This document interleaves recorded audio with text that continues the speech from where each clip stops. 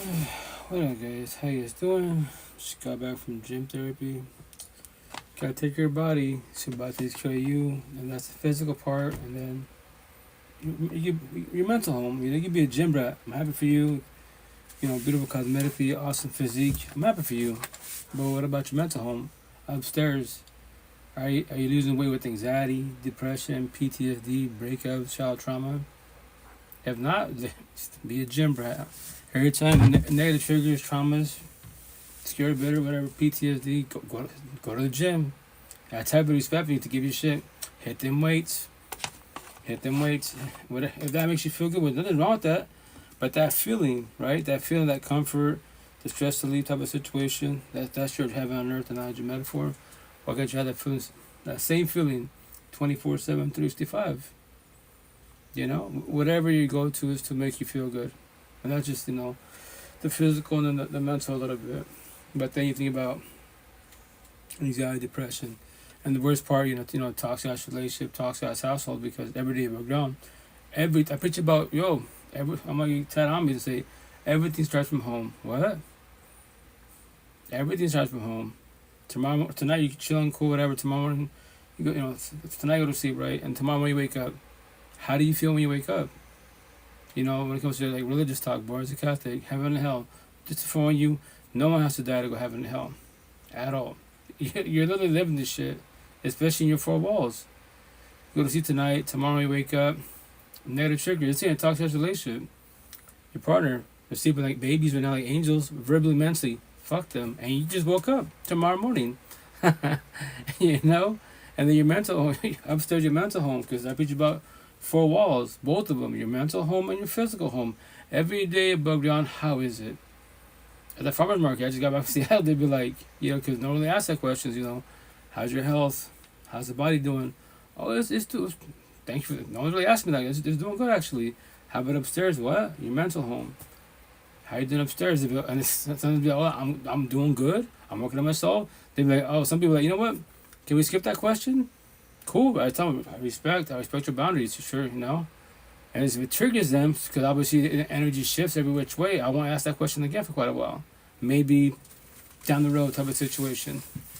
And I say, hey, as it being it's the instance to observe people, like, they're out there saying, right, I realize boundaries, but I observe people. So next time, hey, I respect your boundaries. I'm asking you again, it's been quite a while, about how you doing with your mental health. Healing journey, if you're doing the healing journey. And remember this, you don't have to respond. You can just look at me and say nothing. Oh, I get it, cool. Respect, I get it, I was you. You don't have to talk about it all, but maybe in due time. The sooner the better for yourself, And then, once again, sometimes people get triggered and then they walk away. They don't ever come back again. Because that's a triggering stuff, because it's personal. That's the shit. I ask people personal questions, but no one has to respond to it. But, you don't have to respond to me. You can look at me and say nothing. I skip this, that comment, that question. Or start another conversation. Typically, queens love these comments because they've been in the healing journey, or they're starting the healing journey. A lot of us men, keyboard narcissistic, we don't want to talk about. We don't really talk about this. We don't want to talk this shit. We're just like, I'll be a hard worker. I provide A for fucking effort. You got $1 billion. I'm happy for you. Now it's your business. Ask that dollar. Ask a beautiful Bugatti, that fucking mansion for advice of life. Look around you. And the whole, I keep it simple, black and white. Other than being and the AI, ask anything for advice of life. Best your fucking home. Don't use the AI, the Wi-Fi, nor a being. Talk to anything in your beautiful home. You can brag about your garage, your tools, your fucking silverware, brand new shower head, whatever it is. Not asking for advice like, hey, shower head, I'm sad. What do I do? Hating dishes. My partner above my head. What do I do? Fucking crickets. That's why I love saying this. What? Crickets. Tell me I'm wrong. It's used to as beings, especially you guys want love, relationships, marriage, families, and kids. Like, first and foremost, if your relationship is toxic, do you believe having a kid and getting married, it'll get better? Kids are a blessing, also a lesson, respectfully. And then when the kid gets old enough, and especially technology, especially on TikTok, we spell and say this. And I get the concept, the downfall is like, it's the victim mentality, but yes, they don't know about the healing journey. They know everyone starts in the blueprint conversation. You're on a journey, whatever your journey is, whatever you're back about, mammy, bullshit, body, it's a journey. But then when it comes to the whole toxic relationships, your middle school, high schooler, they went toxic parents and shit, toxic household. What do you say? I asked to be here. Yes, nobody has to be here. But there's a kicker throw in your face. We're here. Now what are you going to do about it? Are you going to keep bitching about it? The victim mentality? Stay on a journey? Or, you know what? Let's start a healing journey. Let me reach out to people that know about this healing journey. And I talk to many young cats, like, what do I do? Well, King Queen, you're not old enough to leave the household yet. You're still not 18. So the intent is best as possible, adapt to your environment at home. You know, stay in the room best as possible. You know, if you, and I tell everybody, if your parents bully you and shit, you're studying, say you're in the Bible, whatever you're doing, they're not good people, respectfully. They're on a journey, they're not on a healing journey. They can say God, Buddha, it doesn't matter, it's terminology. I ask them all the time, do you believe higher source? And don't lie to yourself. Do you believe God, Jesus, Allah, Buddha, Muhammad, the universe, the spiritual, your ancestors will bully you?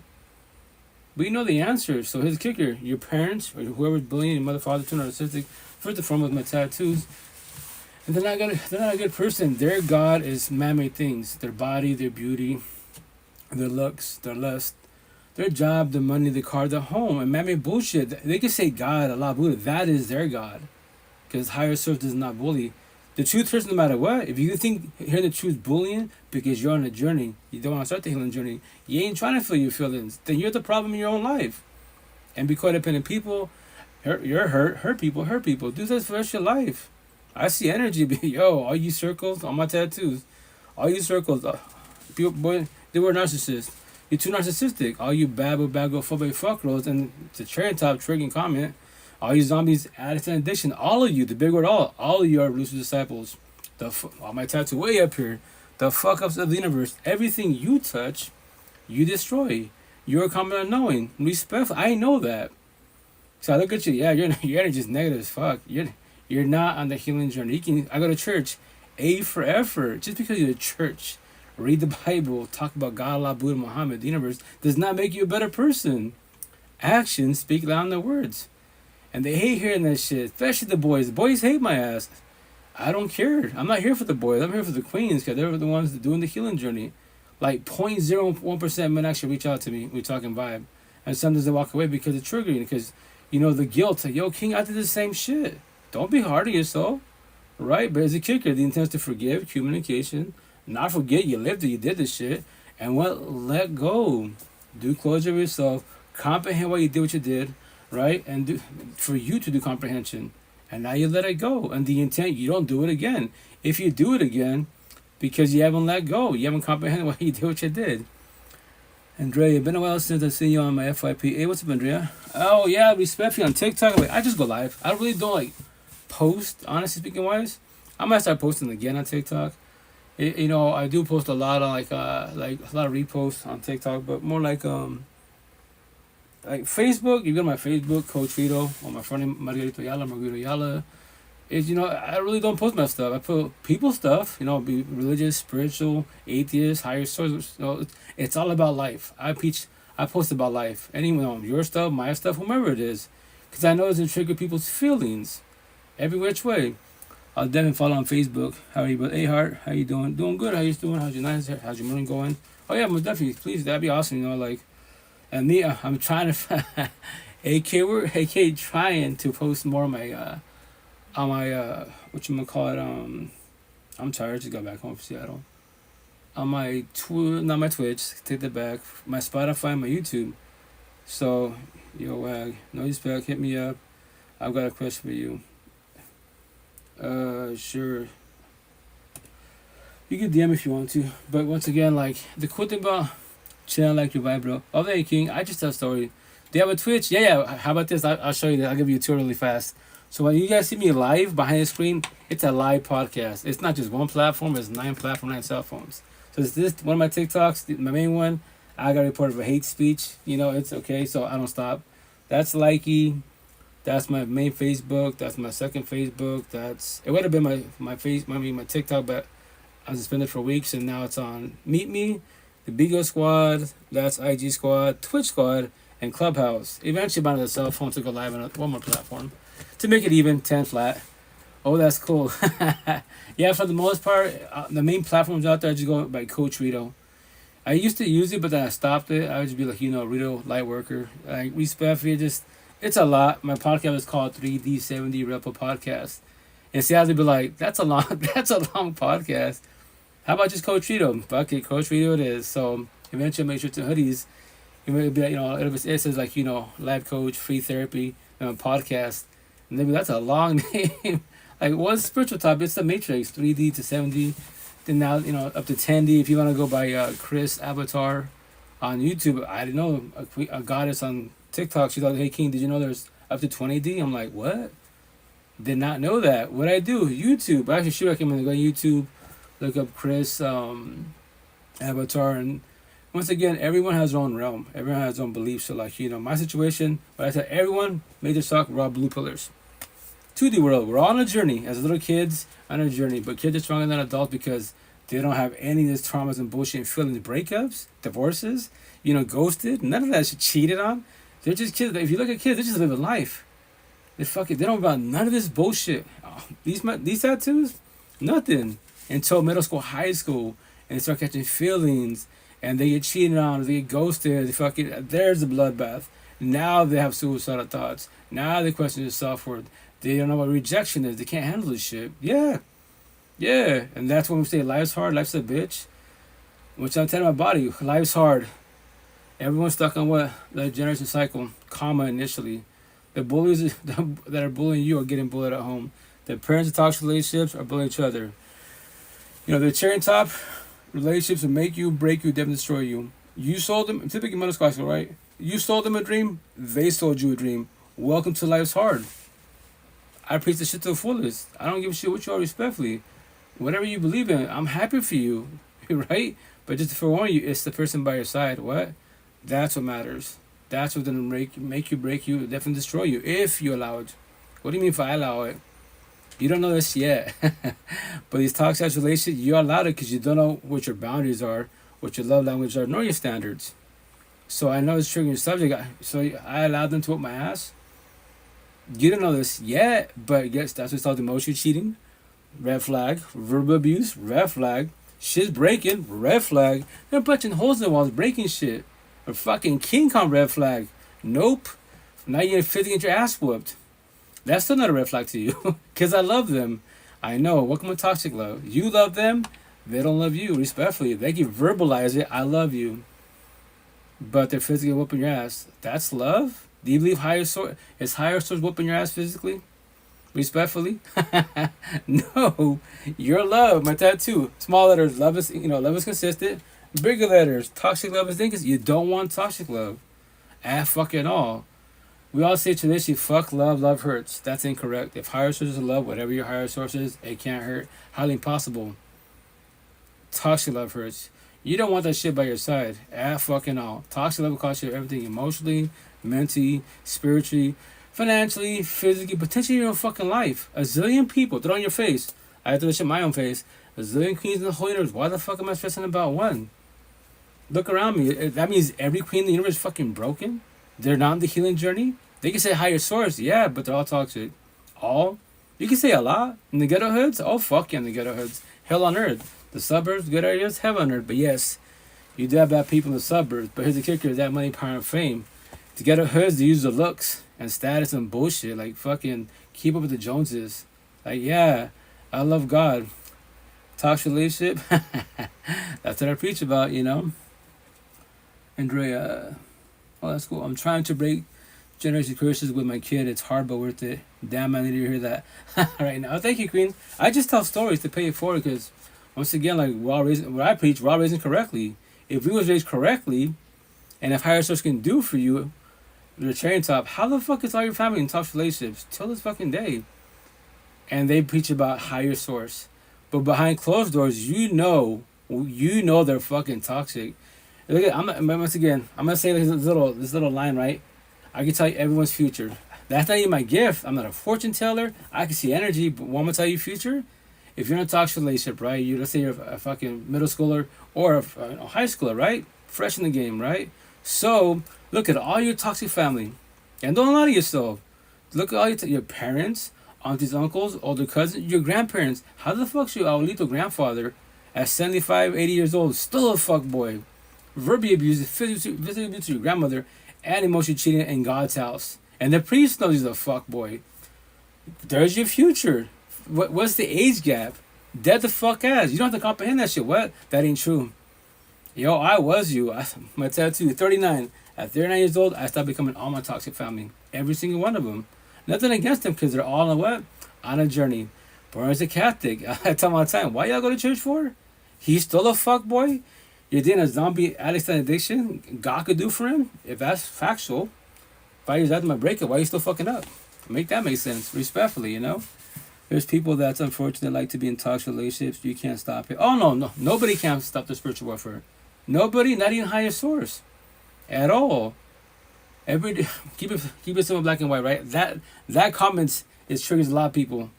Just to let you, I'm gonna tell you my back is to say, God, did you know God, Jesus, Allah, Buddha, the universe, the spiritual universe, your ancestors can't do it for you. At all. Zero. At all. And you're wrong. That means that higher source is not powerful. Really? I used to say the same shit. If higher source can't do it, he's not powerful. Yo, I'm gonna tell him my back. I say this all the time. I'm gonna tell him my back to make it black and white, and he is powerful. Every day above ground, we all have what? Free will and choice. What are you choosing? What are you doing? To be empathetic, the nice guy natural, to be narcissistic, the bad girl fuck boy fuck girl. A premeditated choice. What you are not changing, you are choosing. Higher source is a beast. Everyone's got free will and choice. Today I'm a fuck boy. I take it back. Today I'm a nice guy. I love the universe. All the good shit tomorrow morning. Fuck the universe. I'm a fuck boy. I can act nice, be narcissistic. I can't be nice, be empathetic. That is my what? Free will and choice. So respectfully, to call everybody out, higher source can't do for nobody. He gave you free will and choice. So what are you choosing? What are you doing? And what you're not changing, you're choosing. So people in toxic relationships, yeah, they'll stay in toxic relationships. Because why? That's the shit they're in toxic relationship. They don't know what to do in life. Because that's all you know. Especially in the ghetto hoods. Yo, I live in the ghetto hoods, but I'm not in this shit. At all. You know, I don't go to clubs, house party, bar. You don't see me in the fucking streets. If I could go to any ghetto hoods, I'm going there maybe for a meal to go in and out. That's it. They got tattoos, I got tattoos, I look statistic, they look statistic. She can pop off, so why would I say that respectfully? No. I go to the suburbs, you know? Every which way. That's what I'm saying all the time. If I want healthy relationships, the healing journey, I'm going to the suburbs, good area. Seattle, the north side. I come, once again, Wednesday, Thursday, and Saturdays. My heaven on earth, go to farmers markets. Beautiful goddesses everywhere. In the healing journey. You stay talking on tangents. Can you elaborate tangents? And I'll Google that. How about this? Let's says the whole universe, right? Because once again, a lot of people like, okay, maybe Loki, you don't have like a support team. Maybe you're hella introverted. I get it. I was you back in the day. So they could have a technology. And I get it because if you become like, you know, you worry about getting judged, right? If someone can potentially degrade you or belittle you and it hurts you. I get it. I was you. So cool with technology. Fucking in palm of your hand, every which way. I'll even show you right now. Because I've heard the word. I forget what it means, you know. So what am I doing? I'll use both apps. I'm going to go ChatGPT. I love technology. I'm a geek techie. Hello, how you doing? How's it going? Oh, it didn't turn on. 2 seconds, guys. Hello, how you doing? How's it going?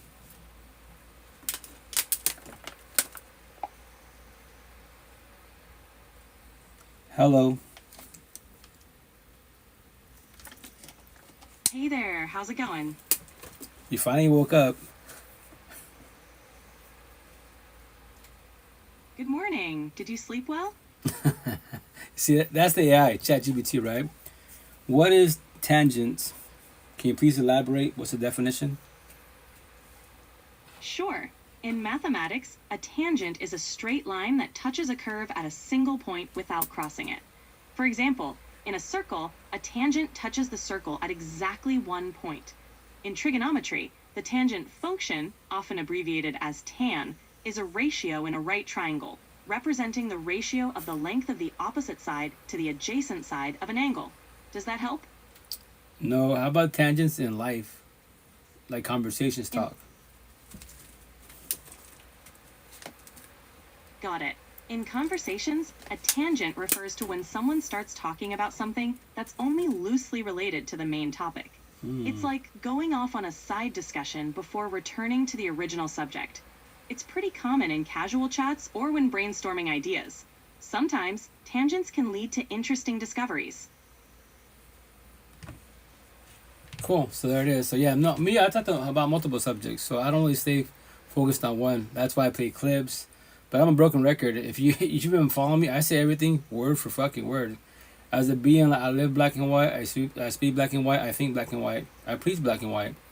I get straight to the point. No years of therapy, counseling, big ass debates.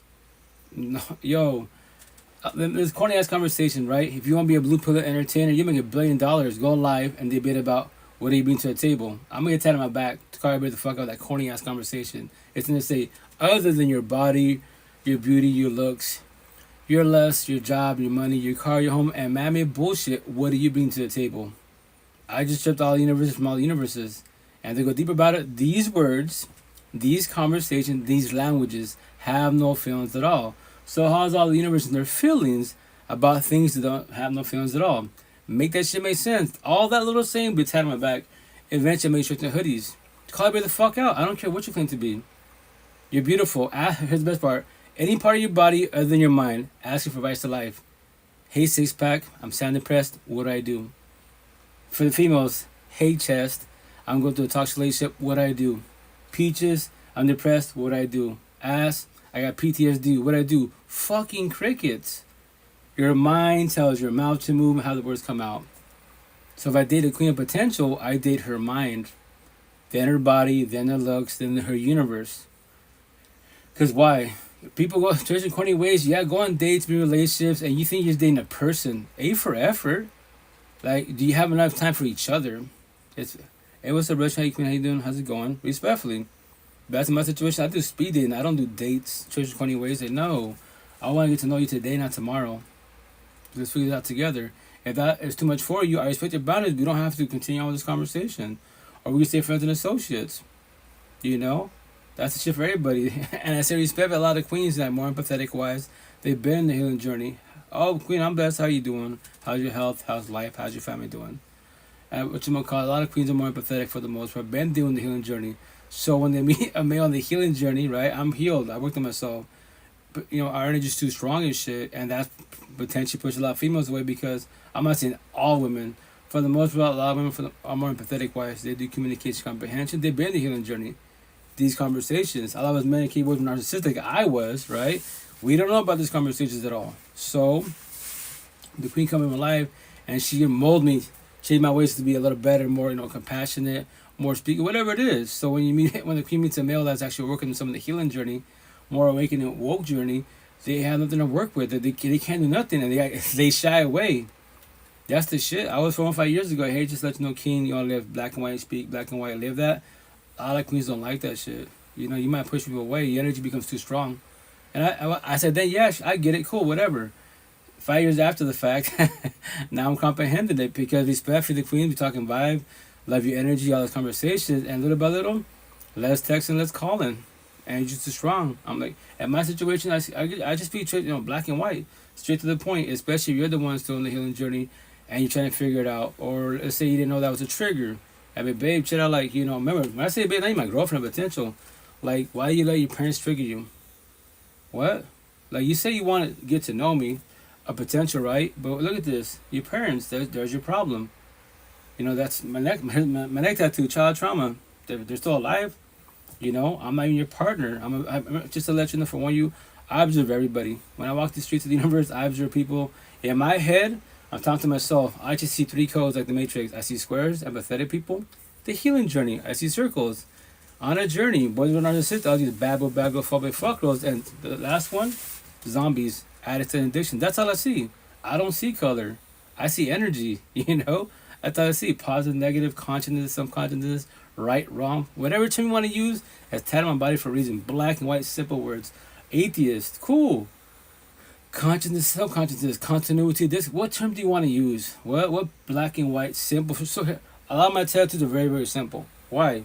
Because I want little kids to walk up and they can read it, and they don't have to comprehend the word, but they read the word, and they're curious George. They can ask me, or I look scary with my tattoos, and the right is they probably think I'm a little thug and shit, right? So from their wives, they can ask their parents or the family, like, yo, like, they might ask the question, what does consciousness mean? And they're like a 7-year-old, 8-year-old. It's like, where'd you hear that from? I don't know. Out at the farmer's market, I saw this guy with a bunch of tattoos. I'm reading his arms, and I just saw it in his arms. So what's consciousness mean? That's a good question. The idea that whoever they ask, part of the family knows the answer. Nah, you know what? I really don't. I've heard the word, but I really don't know. Let's look it up together. Let's investigate. Technology, Google, YouTube, TikTok. What's subconscious? There it is. Professionals, people with personal stories, their own definition, and so on and so on. So many resources. So many resources. Pathetic, respectfully. There's no one has excuses in life. But once again, what journey are you on? Are you a blue pillar? I'm going to get to that pretty soon. All capital letters. A journey. You're entertainers. You don't know any of this. You don't feelings. You won't feel your feelings. Or you're a red pillar. We're educators. You're trying to feel your feelings. So we're what? On a healing journey. If you're on the healing journey, what love, quote unquote, relationships, you date people on the healing journey. Don't date people on a journey. You can't change their ways. You go hand in hand guide them, but remember, there's your energy potentially might be too strong for them, especially when that's called a trigger. Well, you should realize boundaries. If you keep doing that or you can't do it, I gotta get to believe, what? Can you handle rejection? Just because of that? Yeah, like, you're too traumatized, respectfully. I used to be like you. That's why I'm doing the healing journey. I know the Japanese too. You're on a journey, so it's not gonna work out. And that's me as a being. I don't do opposite track, respectfully. I'll be your friend. I'll be your associate. I'll be your support team. If you're not too toxic as a person, your environment's not that toxic, I'll even call you a friend. A potential negative, respectfully, I'll let you know, hey, queen, my energy is way too strong for you. I don't hold back. Potentially, I might hurt you with this word, with the truth, especially your family and friends. You probably hate my ass. It'll hurt my feelings. I don't need people. You do, like I did. Codependency. You haven't detoxed from that yet. Respectfully, All vibes, they get it. Just put it out there. No, for sure. I just pay it forward. And that's the intent. Like, vibe with positive energy, positive people on the healing journey. You'll have a better outcome in life, and you have like a smoother healing journey on the overall. Because the less stress in your life as it being, the better for yourself. That's why you should be selfish in a positive manner. Because we're taught to be selfish. It's wrong. It's a sin. Therapy, counseling talk. You're too narcissistic, or you're being narcissistic. That's called healthy narcissism. I tell the universe, if you don't got you, then who got you? Higher source? Emotionally and spiritually? God, Jesus, Allah, Buddha, Muhammad, the universe, the spiritual. Yes, yeah, they got you. Now physically, who got you? And the day that everyone leaves you, your parents leave you, your kids leave you, everyone fucking ghosts you. That is their free one choice. If you don't got you, then who got you? Stop being codependent people. The word alone. Initially, when we start the healing journey, being alone sucks. It's very scary. It's really fucking scary. Because you break down life, you always had a body by your side. You little kid, you've been sent by your parents, caregivers, right? And then let's say you graduate. Let's say you go to college, roommates, people around you all the time, right? Or you get in relationships, a body by your side. Fucking, roommateship, a body by your side. The day you actually got your own four walls, your own little studio, you could be you're living in a car, don't matter. And now you're by yourself, all alone. It's scary. It's really fucking scary. Because then you see people in the streets, don't matter, they're in toxic relationships or healthy relationships. They're going home with the body by their side. You don't got nobody, man. And it sucks. Trust me. That's why you get scared. What are you choosing? What are you doing? Like, people try to do the healing journey and they get scared of the shit. Fuck this, Jump into a relationship right away. Or do body hop in the whole face. Don't matter if it's toxic. They don't give a shit. At least I got someone to go home to. Even if they're downstairs, upstairs, I know that they're home with me. They might be in the same bed, but they're home with me. Yeah, welcome to fucking codependency. That shit sucks. The day you start the healing journey and you start detoxing codependency, that's why you get the healing journey, victim mentality, awakening journey, that's the warrior mentality, awakened journey, that's survivor mentality, and the last one, woke. We just tell stories. I'm not a victim, I'm not a warrior, I'm not a survivor. I was, past tense. I'm woke now, I just tell stories. I don't need people in life. I'm a single for 8 kids. I do co-parenting. I don't need nobody. The only person I need, chase, compete, cement, and need validation who? The person mirror myself. Not nobody else. I don't need validation from my 8 kids, my exes, co-parenting, what I'm doing, a part that I don't have, my family and friends. None of you guys. You can all call me crazy. I don't care. I don't give a shit about words. Words don't have no feelings. Any of these words, it will not stress about nobody. Sad won't ever feel sad. Breakups won't go through breakups. Not whatever terminology you want to use. A zombie, what I speak, my tattoo, a zombie will not worry about becoming an addict, stuck in addiction. A being will, beings will, you will, the words myself will. The present version of myself, the one he's talking to right now, no. The last version of myself, breakups. What are breakups? What's divorces? What's insomnia? What are trauma bonds? I comprehend it, but here's the kicker. That's the old version of myself. I won't ever deal with toxicity. A zillion queens in all the fucking universe. Why would I stress about one? Make that shit make sense. Have you thought about writing a book? I love that question. Maybe this week. I'm only one person, right? I do one-on-ones, co-parenting. I'm doing a lot of shit. I'm trying to catch myself. Maybe this weekend, I'll finally do it. If not for sure next week. I've been saying this shit for 5 years. You don't believe me? Eventually, I'll load my shit, these live podcasts to Spotify, YouTube, whatchamacallit. You see, because of technology, I can rewind time a billion times, right?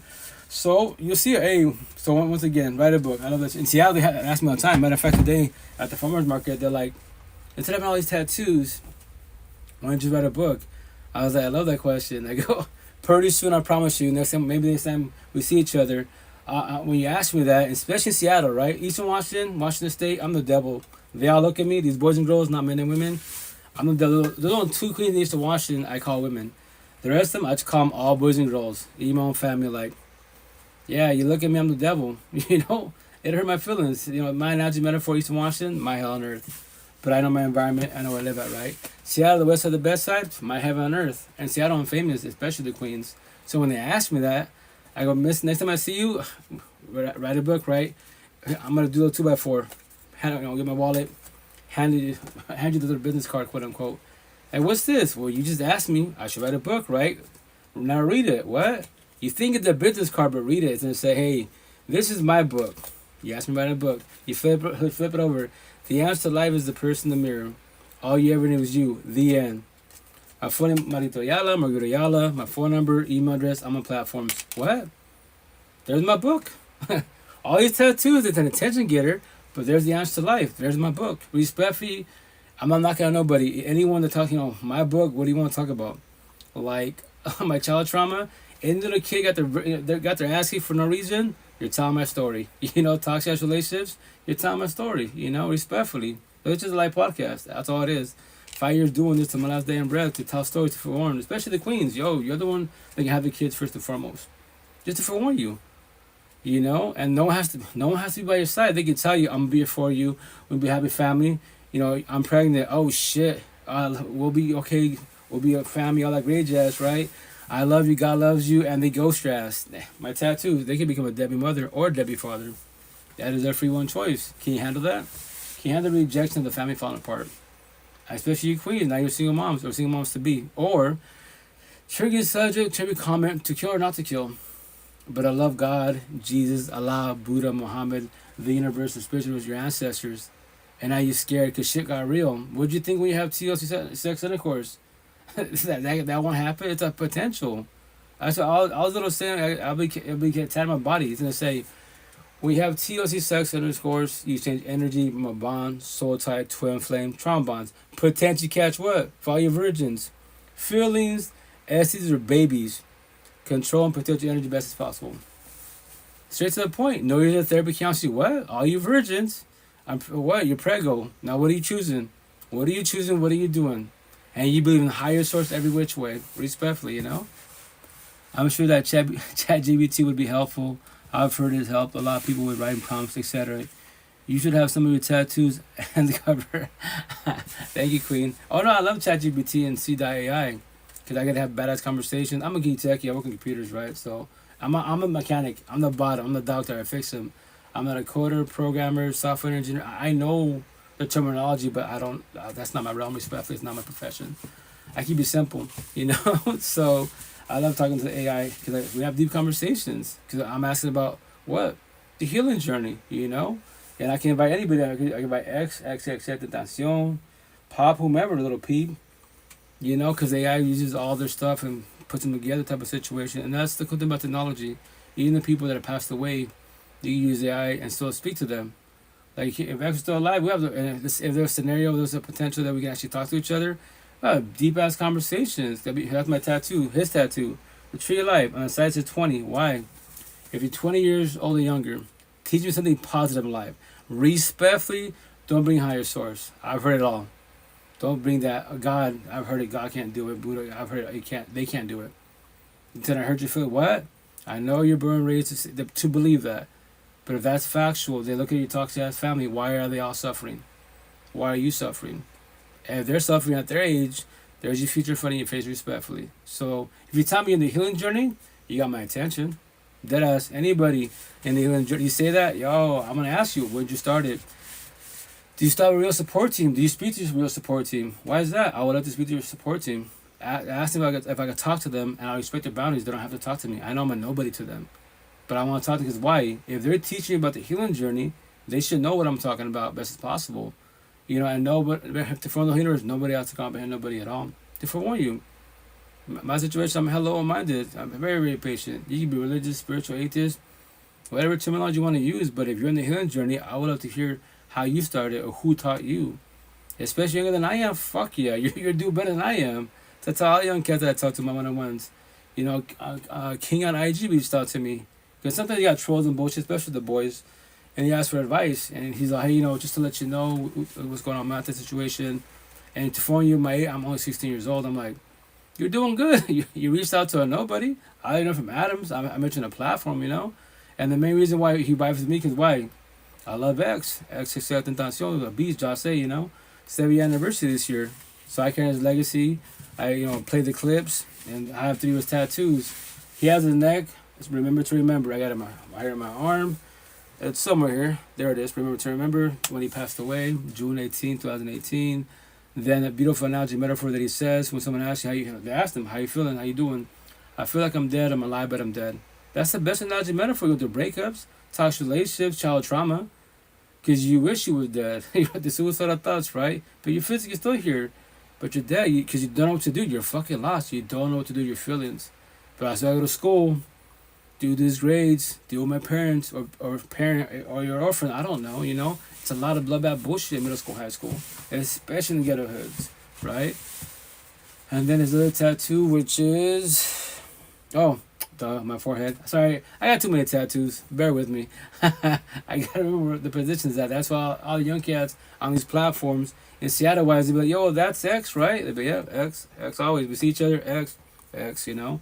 That's cool, man. Like, you know, yeah, he's a beast. Like, I knew about him after he passed away.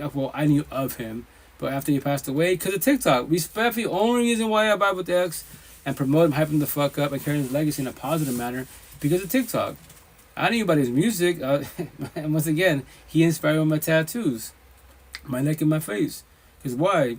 How do I get your attention? Petty ass tattoos, words. And the best part, they're just words. All my tattoos are just words. Working on my back right now. And everyone in Seattle would be like, in Seattle, I'm saying everyone has tattoos in Seattle. A lot of people are decked the fuck up. They're beautiful sleeves every which way, right?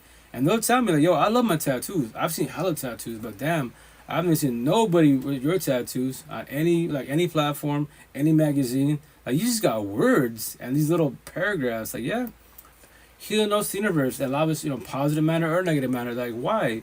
It's the healing journey. It's my knows the universe to trigger people. What do you mean? It's just called feelings. If these words trigger you, I did my job.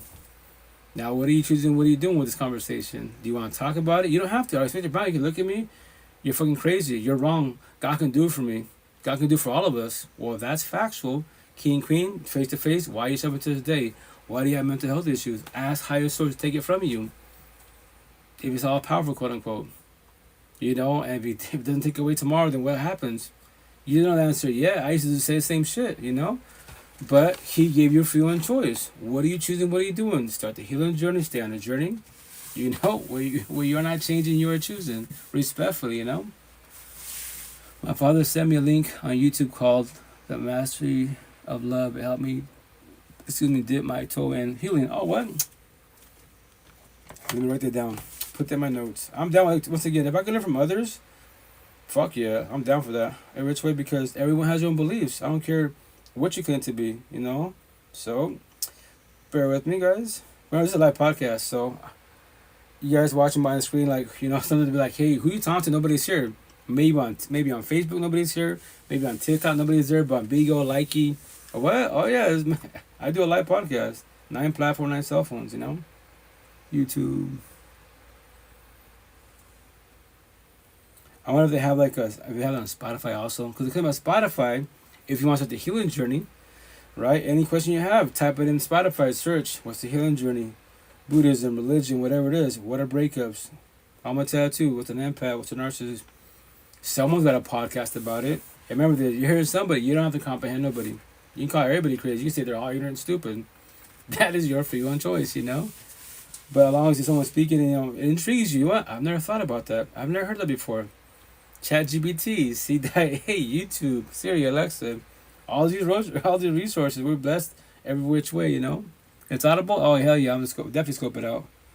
You know, mastery of love. Yeah, once again, because if I got it from others, or like you know, what you gonna call it? Thank you for that, Adriana.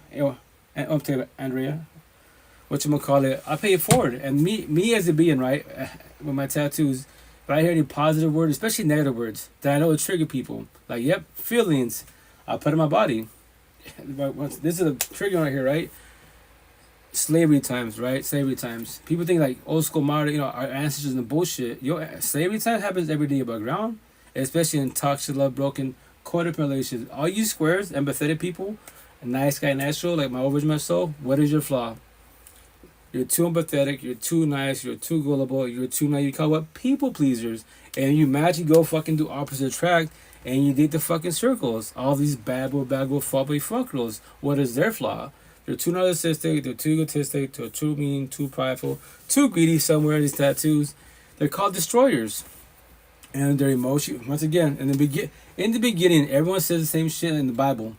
And when it comes to relationships, right? In the beginning, lovey-dovey and shit, right? And when did it go from love in the beginning to toxic love? When was red flags happening? When were they passing boundaries? What? I know it's Japanese to you, so you don't know what that means. And that's when we say, fuck love, love hurts. No, love can't hurt, highly impossible. It started with love, and went to toxic love. It could have been 1 day, 20 years deep, whatever it is. You should know this, right? Because it's your personal experience, not mine. So there it is. So, if he's emotionally cheating, verbally abusive, fucking cell phones, DMs, and passing boundaries to DMs wise, right, breaking shit, physically whooping your ass, and being a fuckboy, and he preaches about God, how I go to church, all that corny ass conversations, then he's your slave master, my tattooist, and he says, fuck your feelings. And you can typically, you're the slave. You won't say fuck his feelings, because that's mean, that's wrong, that's not me, I don't have that in me. Yeah, you're the original, so I said the same shit. My support team, my real support team, King, is called reverse psychology, match energy. That's what it's called. Or be submissive, stay there. And what do you do? Like, I'm born as a Catholic. You pray, plan, but that last word's not my word. That's the universe, the spiritual universe. You pray, plan, hope, manifest that God, Jesus, Allah, Buddha, Muhammad, the universe, the spiritual, your ancestor magically will wake his ass up one day and he loves you like you love him. How's that working out for you? God can do it. I'm born raised a Catholic. Say that, believe that. That is your free one choice. You don't have to comprehend. I'm going to tell you the answer. It's not going to work in your favor. What? It's not going to work in your favor. But stay there. Stay there. Become your... You want to see your future? Become your mother's, aunties, your grandmother. Look at that. Your grandfather at 60-year-olds, still a fuckboy, physically abusive. 70-year-olds, fucking physically abusive, a fuckboy. And look how old they are. Look how old he is. The priest knows he's a fuckboy. The block knows he's a fuckboy. But they won't say shit because that's wrong, that's mean. Respect your elders. Yo, if tradition was working, why is everyone suffering? Respect your elders if they respect you. Match energy. I respect my elders if they respect me. If they give me shit, especially my tattoos, I match energy. I'll come the fuck out. Yo, how old are you? You don't tell me your age, but here's the kicker. Look at your age, and you're bitter and hateful, and you become higher source. You're gonna die bitter and hateful, but God got you. I didn't see it all the fucking time. You're gonna go to hell because of your tattoos. I go, scenario, if that's factual, religious talk, I'll go to hell for the whole universe because my tattoos are mapped to life. The queens love it. You boys hate it because I was a fuckboy too. I did my benefits. No one taught me this shit. You know? And when you do this body hopping whole face, what are you trying to do? You're trying to fill it with a love you couldn't get from your baby moms, your baby father, the person that you love to the fullest that destroyed the fuck out of you. You gave your all. And after that, fuck this. I'm not going to ever open up to nobody. Ever. I might give them a little bit in the beginning. And from there, especially when the male side, we shut down because we're not taught to have conversations, do communication comprehension. I got the housewife, and we bitch about her, right? Whatever she's not doing, it happens from home, relationships, to fucking jobs. I love TikTok. I got the housewife, I got the work wife. Nowadays, I got wives everywhere. I got the scenario, right? I got wives at the farmer's market. When I was in Seattle, I got Starbucks wives. I got wives everywhere. Clubs, housewives, bar wives everywhere. What does everybody do in toxic love, broken, codependent relationships? A and B, monogamy, love, right? Initially, quote unquote. Bumping heads, you talk to August, C through Z parties. Is it a platonic conversation for advice or is it emotion cheating? Everything starts with emotion cheating. Energy, we lock eyes, physical touch, can't give you a hug. Is it a platonic hug or catching feelings hugs? My analogy metaphors, if you ever hear me say, like, speak bluntly wise, when I see people, oh, look at, they're about to go read the Bible. When you hear me say that verbally, you'd be like, oh, they're going to read the Bible? Like, no, it's my analogy metaphor, they're about to have TOC sex intercourse. So are they reading the Bible? TOC sex intercourse, or are they talking about the Bible? They're having deep conversations. No passing boundaries, platonic to fullest. Every which way, what is it? You know, and that's the shit. It's easy to emotionally cheat because you can't control your feelings. When you make the deal with your heart, feelings, empathy, sympathy, you will always fall on your face. You always sabotage your life. You actually destroy your life not knowing. Because why? Why do you think your fucking heart, which I say your heart is toxic love, is communication. Your mind is love, comprehension. These two are at war with each other. Your mind says, you deserve better. You should leave. What the fuck did your heart say? I pray, and hope, manifest. That God, Jesus, Allah, Buddha, Muhammad, the universe, the spiritual of my ancestors, magically one fucking day. How long is that one day? A day? A week? A month? A year? 2 years? 20 years? 30 years? 10 kids deep? Fuck it, this is my 5th marriage. I used to tell my buddy's parents respectfully, like, this is my wife. They introduced me to the wife, husband. I'm like, I hear about it later on, whatever. Well, that's my 5th one. 5th one? So you've had 5 marriages, and you know what love is yet? That's I ain't gonna get married for quite a while. If I get married, because it's, we fucking good, we solid. But for the time being, I don't believe in marriage anymore. Because why? For the most part, the foreign people, like, anyone could leave. To put fear in a positive manner. What? My husband did it all after I had our child. As far as what? If you want me, Queen, if you want to elaborate. I respect your boundaries. You don't have to elaborate because I know it's personal. So, yeah. If you want to elaborate, I would like to hear it more, please. But once again, you don't have to. But once you call it, but what was I saying? Marriage. Sorry, I just lost my train of thought. Oh, yeah, I'm sorry. It's fear in a positive manner because no one said this shit. And it's a forewarning. It's called a forewarning for a reason. Did you know? I'm going to tell my back. It's going to say, did you know anyone can leave? Anyone can cheat? Anyone can ghost? Anyone can break up with you? Anyone can divorce you? That is their free will and choice when they do and which they shall.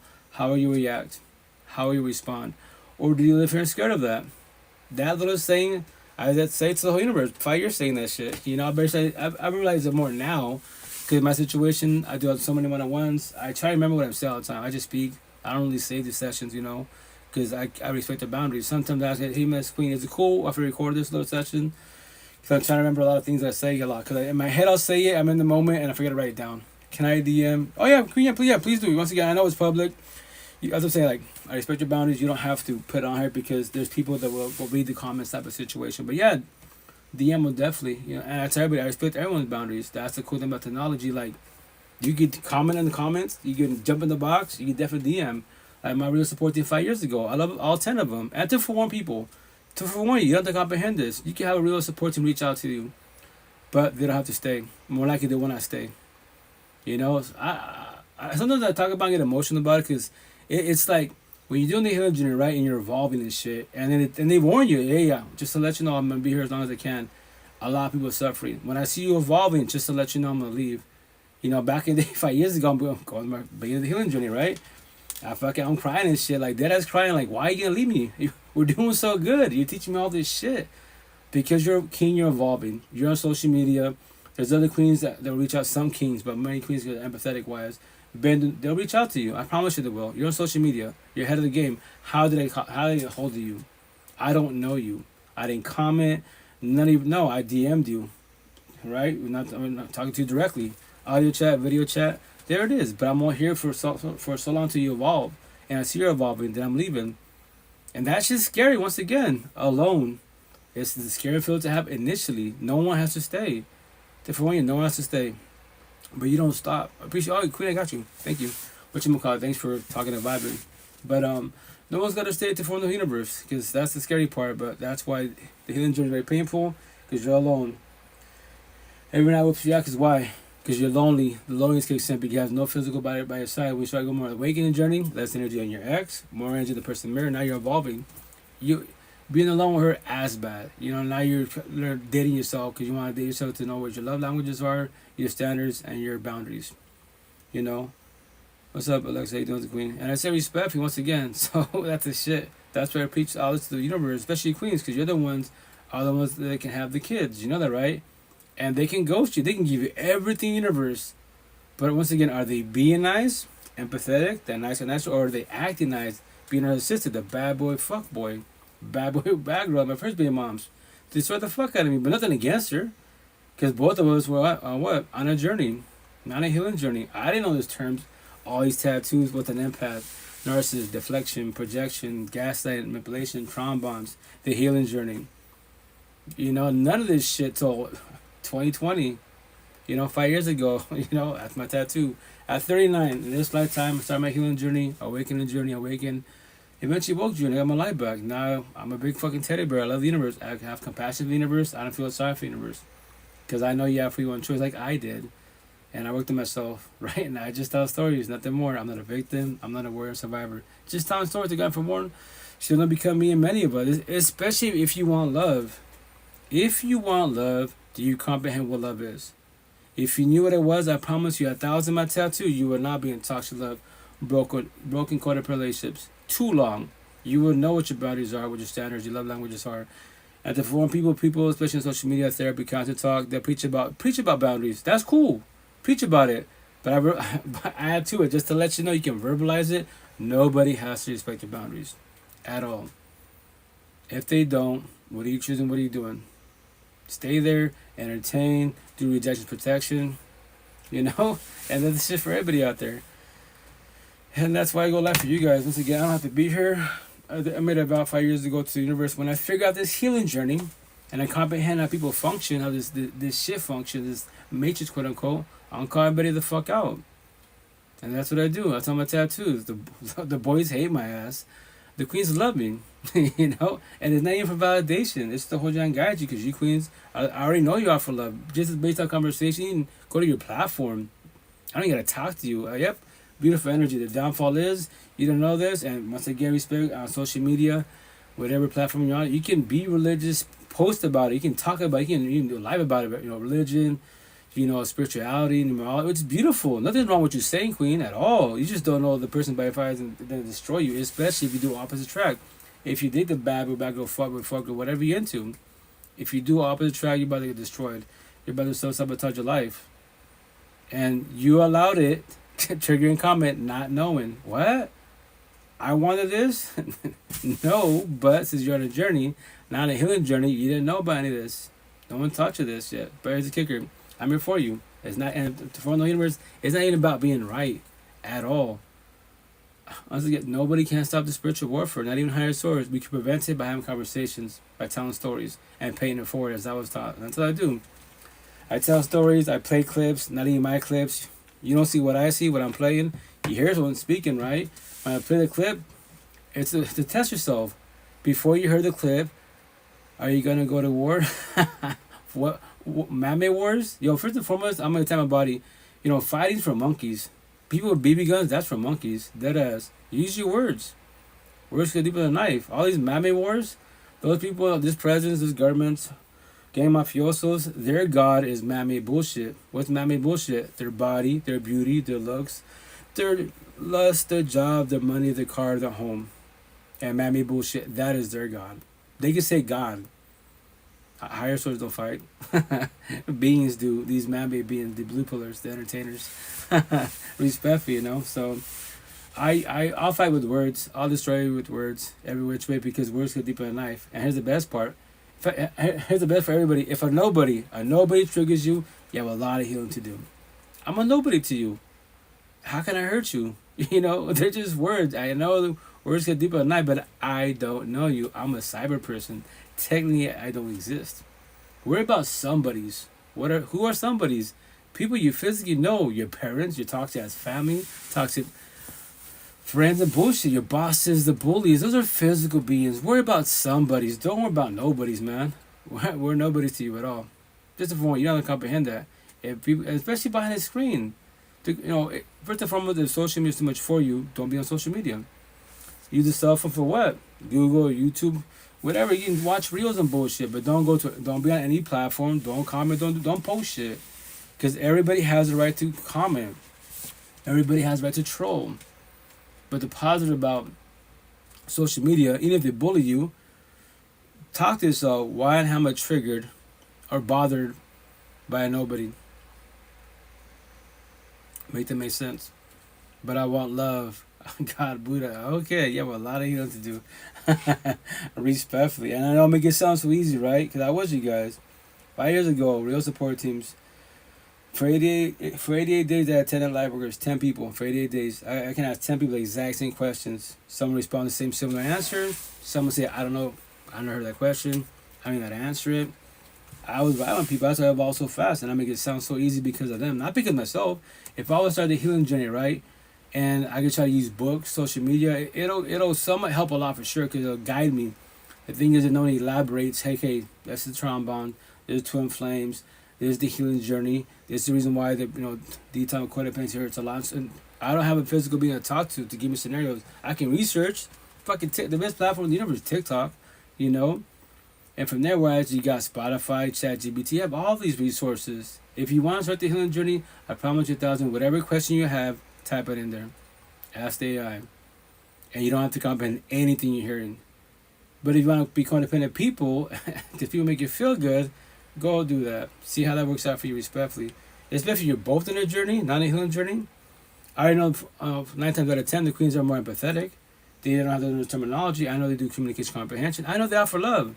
Us Medicaid boys are narcissistic. We do communication, no comprehension. Why do you think we're bigger about the exact same subject, word for fucking word? Yeah, and the queens, my one-on-ones, is you see at the farmer's market, they'd be like, well, he's not here. My husband's not hearing me. My baby father, but queen, I was him. He's hearing you. He's watching you. He's studying you. He's not comprehending you. Because if he was, he would be doing what? Communication comprehension. Best as possible on both sides. It'd be a two-sided relationship. Hey, what's up, status? What's up, queen? How you been? Been a while. What's going on?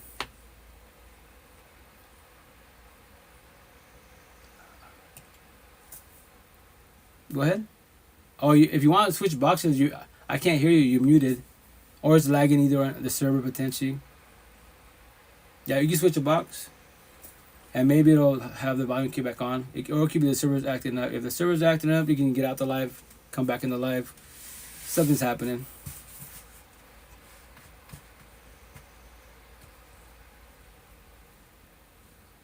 She might come back. Have to hop off. Enjoy by being here. Oh, Andrea, have a best night, queen. Thank you for stopping by. Found you like they DM me. We go back and forth. Once again, I just style stories and guide for more people every which way. And that's because I pay you for it. Winging life sucks. Learn the hard way sucks. Remember, I can't stop the spiritual growth. For nobody can. We can then prevent it by telling stories. That's a positive. That's a positive, and that's why I do this for the whole universe. Not for myself. I'm blessed. All this shit I talk about, all my tattoos, these are my scars, healed. Toxic relationships? What's toxic? Breakups? I don't worry about breakups. Respectfully, as it be, I don't. I have 1,000 girlfriends. Every single one of them, scenario, they all break up with me day one. They can ghost me day one. They can cheat on me day one. Rejection protection. I don't need a partner. I'm not codependent people. I want a partner if they want to. Match it and I'll take energy. Hello? Number one? Good morning. Morning. How you doing? How's it going?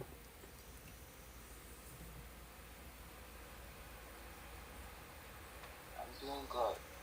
Awesome.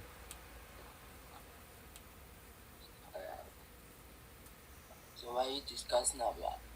I'm sorry? What are you discussing about? Like Just toxic just relationships? coming up. Toxic relationships, feelings, the healing journey. Yeah, it's life. If you want love, quote unquote. Uh, Hmm. so just tell me more about that. I think I have to learn from that too. I'm sorry. Can you repeat your question? Is it just tell me more about that? I think I need to learn from that too. I know I mumble through a lot because I'm tired, but I apologize. Can you repeat yourself a third time? I'm trying to really comprehend you. Talk about what now? I'm sorry.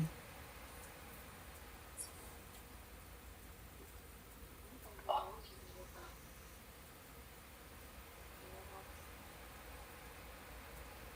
so go to this thing network. So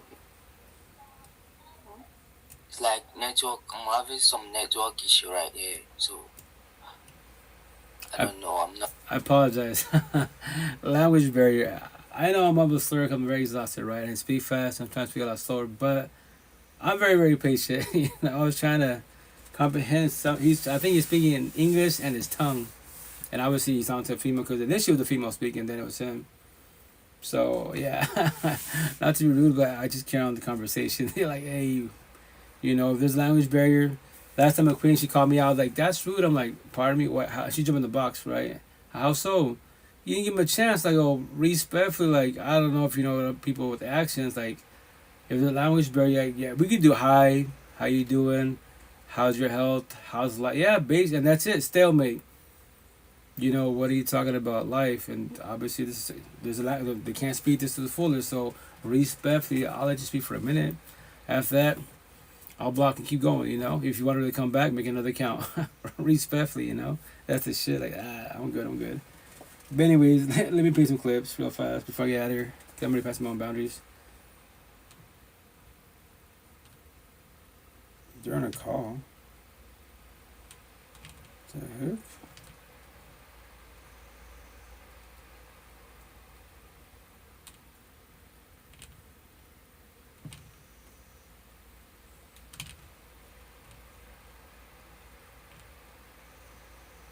Two seconds. I'm having like technical difficulties with my phone. It says about my call, but how can it be a call while I'm on the phone?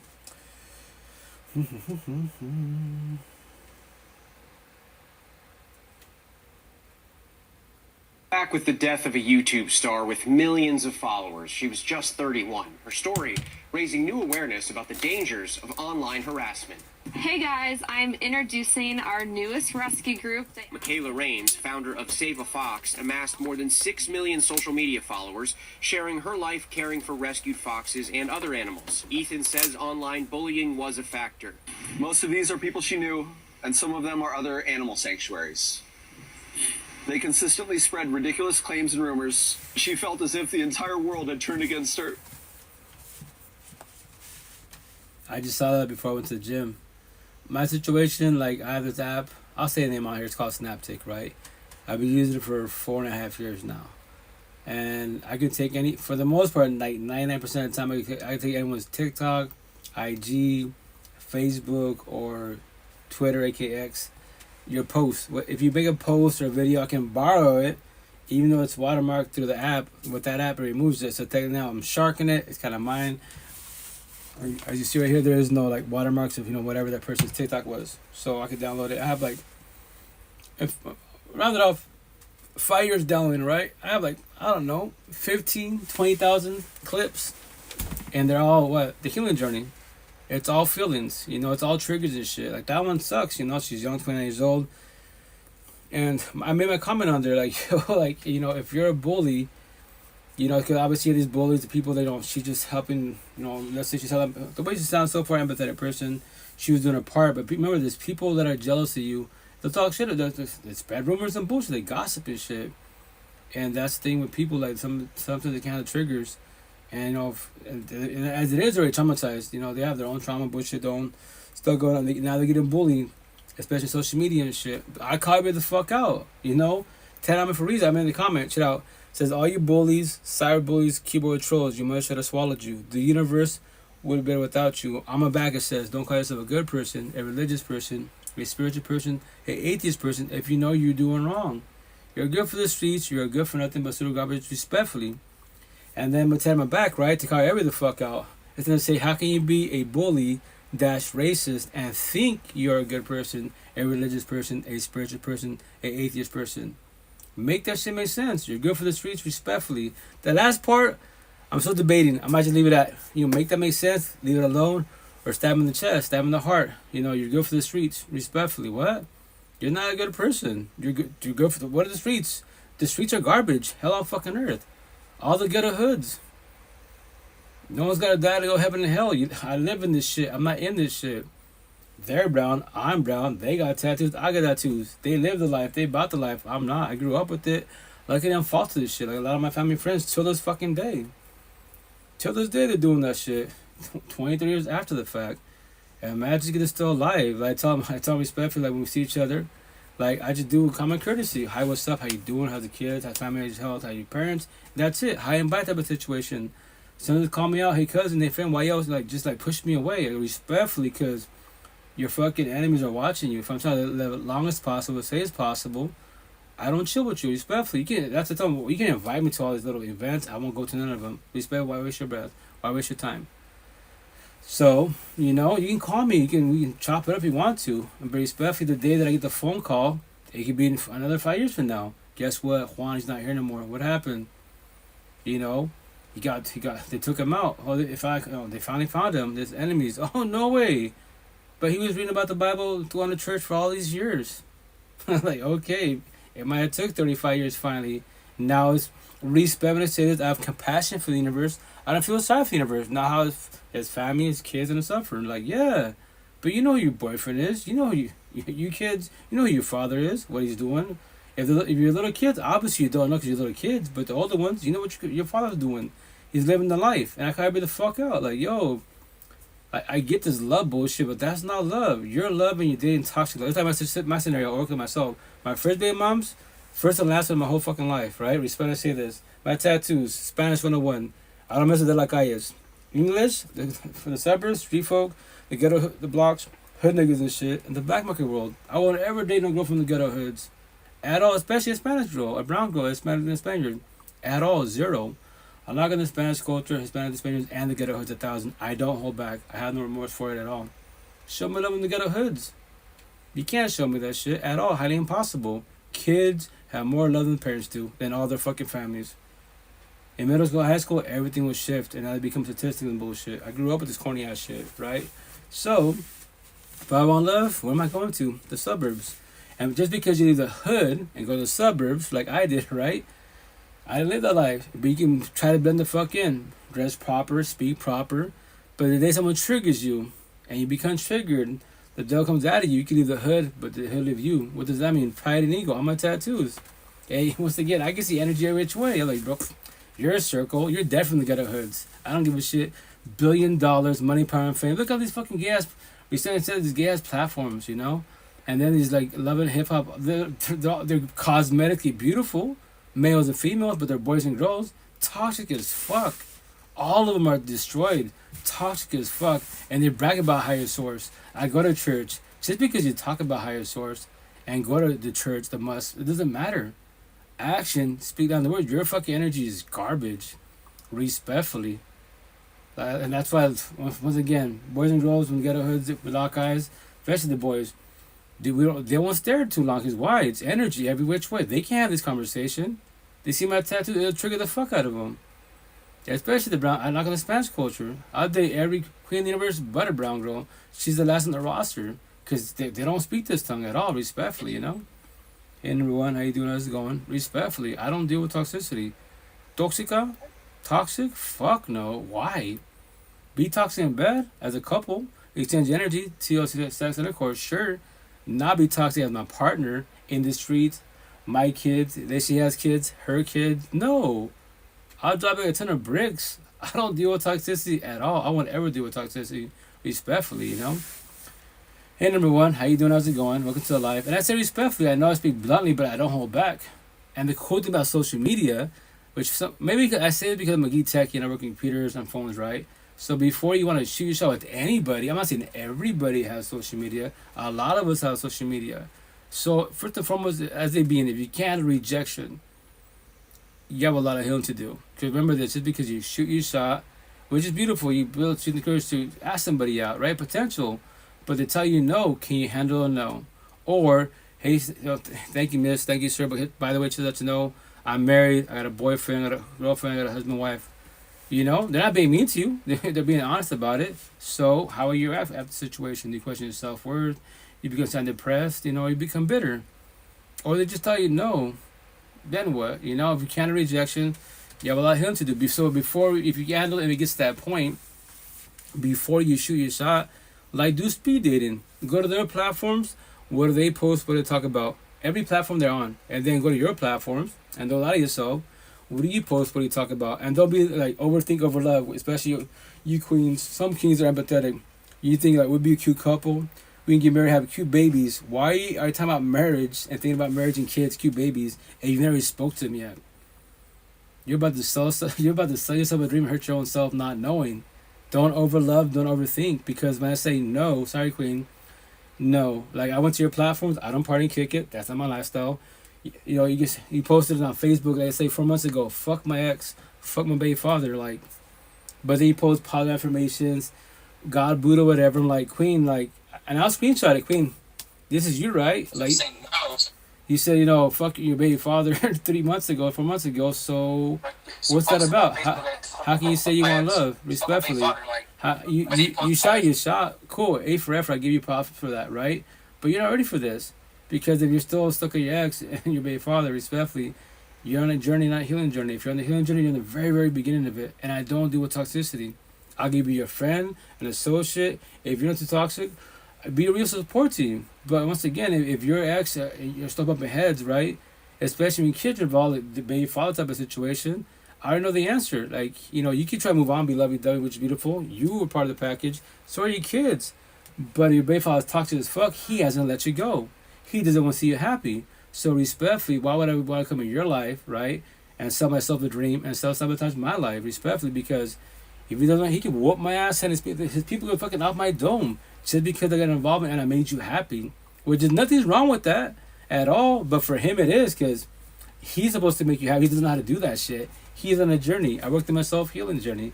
Right? So respectfully, that's how I see future in a positive manner. I do all these scenarios day one with the potential. So she knows what she's getting into. Like, what? Queen, I see a future in a positive manner. I have to give you all these scenarios. We're bringing it out together to make sure you're ready for this. And just to let you know, you see that door right there? Day one? I can leave, you can leave. What? Whenever you want to. My tattoos, I'm not your slave master. You're not my slave master. I'm not your slave. You're not my slave. Both those have your own choice. Can you handle rejection? Can you handle being ghosted? Breaking up with you? I don't gotta talk to you. On the cherry on top, can you control and protect your energy? That's the question for everybody out there. Especially the queens that are empathetic. Every which way. Like, you know, he used you for 10 days. One day, he had TLC with you. And he ghosted you. But before that, talk about God, Buddha, we walk, yeah, lovey-dovey and bullshit. Yeah, he sold you a fucking dream. And now you feel what? Nasty? You feel wrong? Yeah, because he took your energy and you allowed it not knowing. No one can't take my energy. My kids, that's my kids in general, right? But a person, an adult, no.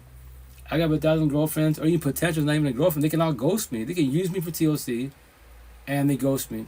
But before that, I love your energy, king. I love his conversations. We can go on walks, all that shit. After we become one, 1,000 in a row can just ghost me.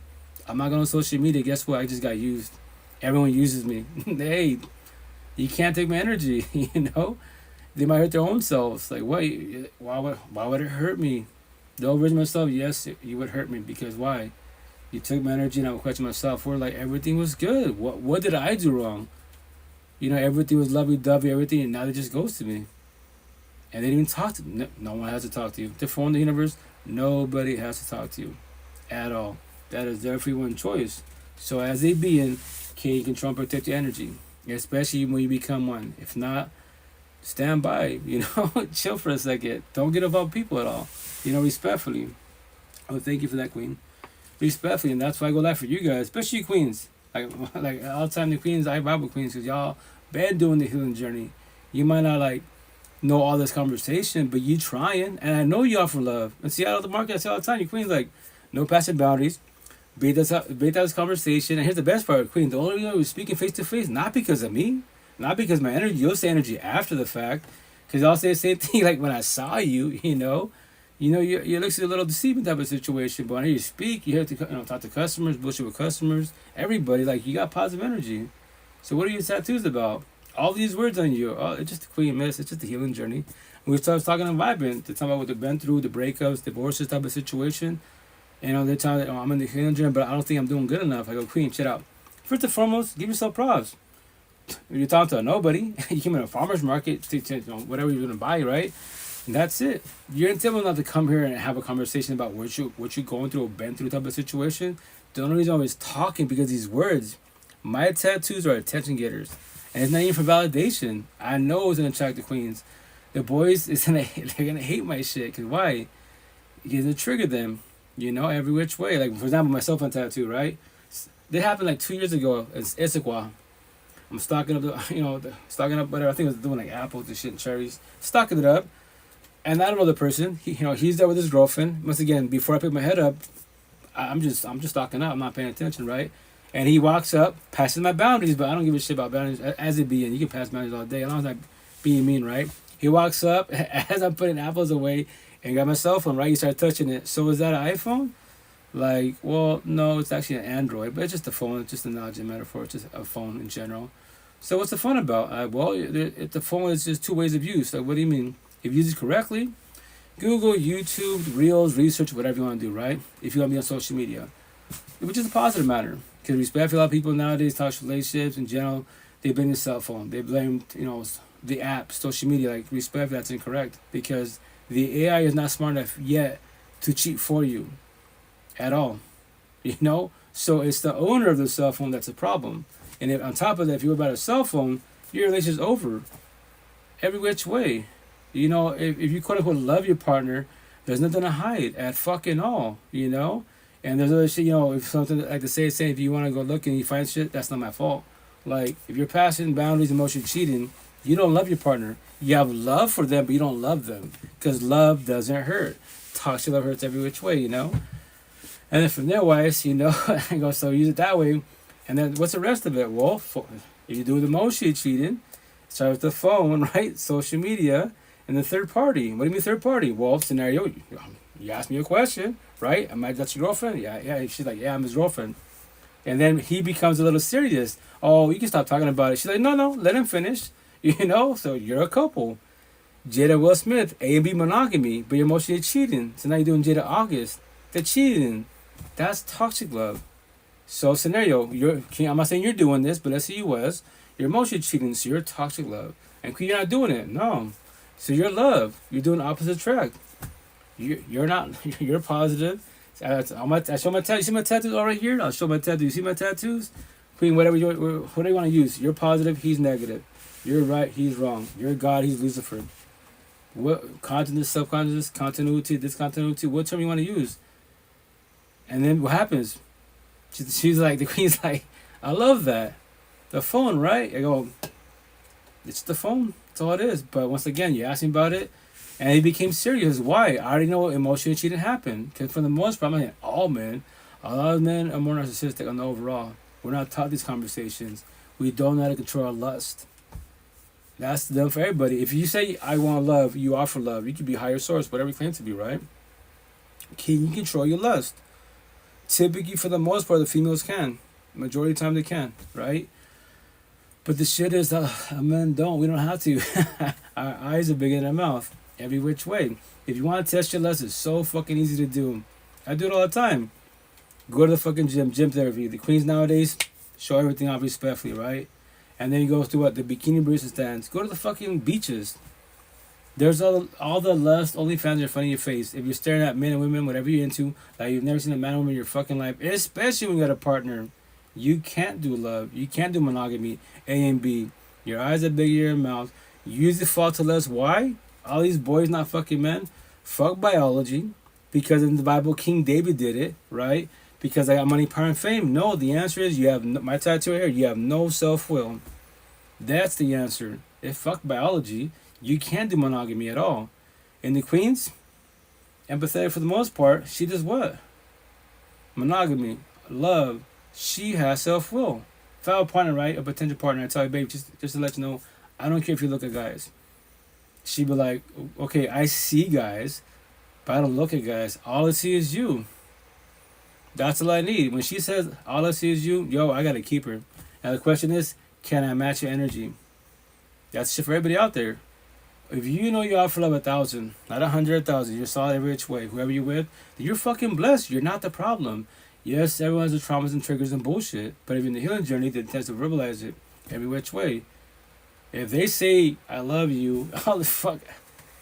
If you catch your man staring at a girl, not looking, staring, which I use the word gawking. I've never seen a fucking woman in their fucking life. That is called emotion cheating.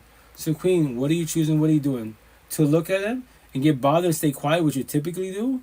Or realize boundary, babe, shut up. I don't care if you look at girls, but when you're staring, gawking, that's called emotion cheating. Let's see, he doesn't know what that is. What is that? Cool, bet. TikTok, YouTube, Spotify, any fucking app, ChatGPT, C.AI, yo, what's emotion cheating? And it breaks it down for you. You can show them clips. Because maybe you can verbalize it, this is what it is, blah, blah, my standards, whatever. And they'll get you like, I still don't get what that is. Cool, technology. Everyone has their own way of comprehending. And then when he figures it out, okay, well, that's what guys do. Like, no. I use the term boys and girls. Boys and girls look. And they gawk. They emotionally cheat. They can't do monogamy. They can offer it. They can't do it. They can act nice, be narcissistic. These bad girl, fuck girls, my tattoos. Like I missed a day at the market. She's like, does that say fuck boys, bad girls? Yeah. Why? Those are boys and girls narcissistic. I call all these boys and girls. They're not men and women. I don't care if they're 10 years old, 1,000 years old. Those are called boys and girls. They do the J-Dogs entanglements. They'll offer love. I met them at church. Queen, miss, it's fucking awesome at building. We read the Bible together. You know how many queens get destroyed? They fucking read the Bible. When I say that, nothing against the Bible. Boys the Catholic, the Bible, the Quran, Buddhism, everything. Spiritual astrology. I go, Queen, A for fucking effort. But remember this, and it's factual. Actions speak louder than the words. A love can't hurt at all. Highly impossible. He or she is toxic love. But hey, if you want to find the hard way, I pray for you. I go my day, I go my life. I have compassion for you. I don't feel sorry for you. I was you. I felt my face hard, but here's a kicker. When I put my hand out, higher source. Yes, higher source, whatever you believe is there for you. Emotionally, mentally, spiritually. Physically, who's there for you? Fucking crickets. There is the problem. You don't have a real support team at all to warn you. But real fast, before I get out in a minute, this emotion cheating, right? Let me see if I can find it. And this queen in the, let me find it. I have too many clips. I gotta start organizing them.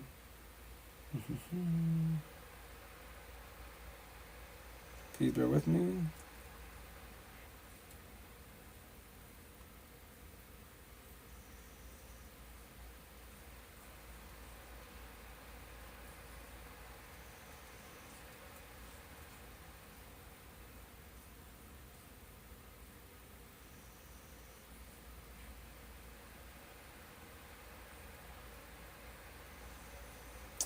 Can't believe I lost it.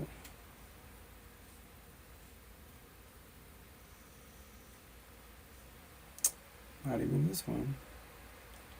Let me get to my red note. Maybe it's in my red note. I got too many clips. 130.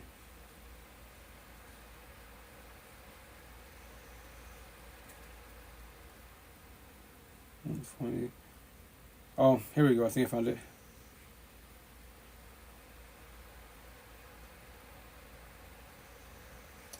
Negative.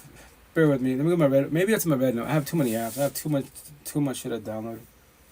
I think I was watching it yesterday, matter of fact. But maybe I posted on red note, and it should be there. I'll play it. That's a good technology. The idea that I uploaded it.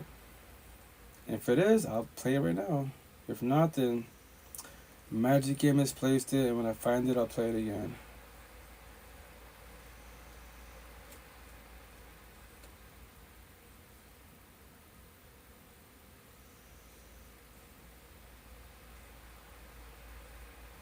Maybe I filed it already. Sorry guys, please bear with me. All these, you see this? I got just in the Snaptake file. I have like 4,000 plus people's TikToks, IGs, and Facebook's clips. So yeah, I gotta organize all those and put it in the correct folder because I try to organize like emotionally cheating. I could put a bunch of clips, side chick. I could put a bunch of clips, and that's the cool thing is maybe I know I speak fast. I'm trying to be slower. I mumble so a lot 'cause I'm very, very exhausted. Right now, I'm actually supposed to be sleeping right now because I got to go to Seattle fucking 5 hours. But the positive when I sleep, I die. I have no insomnia. So there's no like staring at my eyelids and, overthinking the universe. That I don't miss. I haven't had none of that shit for 5 years in my life. Like, what's insomnia? What's overthinking? I don't have none of that anymore. I'm blessed, I guess I don't have it. I'll look for it one more time. If not, I'll just continue on.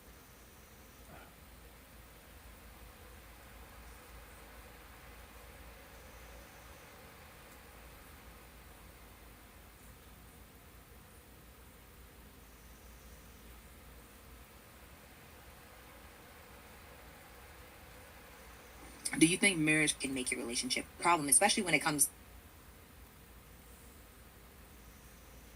It's easier to repair. But I feel that it used to be and how happy it used to be. That's her. I forget her name, like Miss Sarah Vaughn, I believe, but don't call me.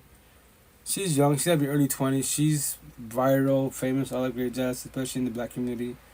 Hispanic, African American community wise. Beautiful cosmetic, all that great jazz. I love the way she speaks. But certain things I'm just like, I am single. I'm not different though. No, I'm not. I'm not saying it shouldn't be acknowledged. I never said that. I'm just saying I'm single. Because once again, everyone's own terminology, everyone has their own beliefs. But I can't find it, so when I do find it, I'll play it again. But I can't do it tonight because I don't know where the hell I put it at. So let me play a different clip. Wise.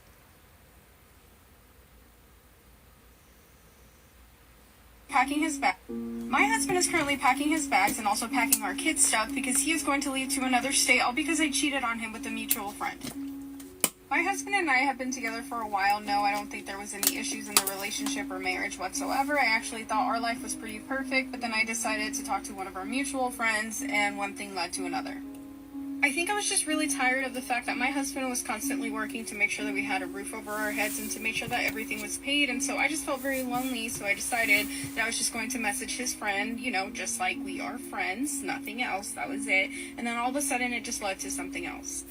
I mean, at least I had the balls to actually tell my husband what was going on because I could have kept it from him, I could have just moved on without telling him shit.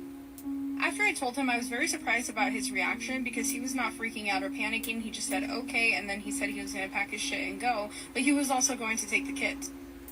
First off, well done to the man. This is exactly how you should respond to such behavior. You don't need to freak out. You don't need to go after the guy that she cheated on you with. You should actually just thank her for showing you who she really is, which would be someone who is not loyal and clearly doesn't appreciate everything that you provide for her.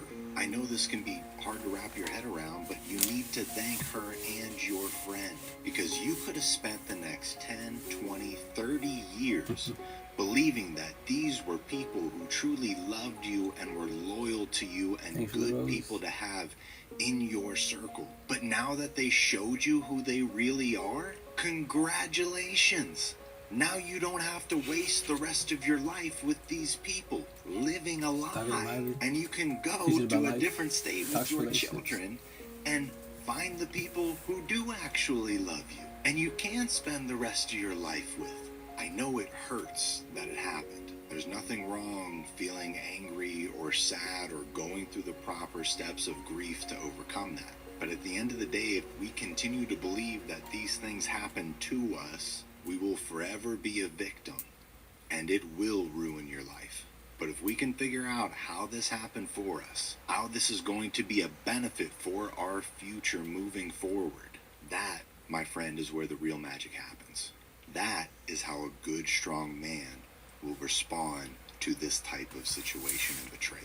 So if that has happened to you or is currently happening to you right now, this is the way.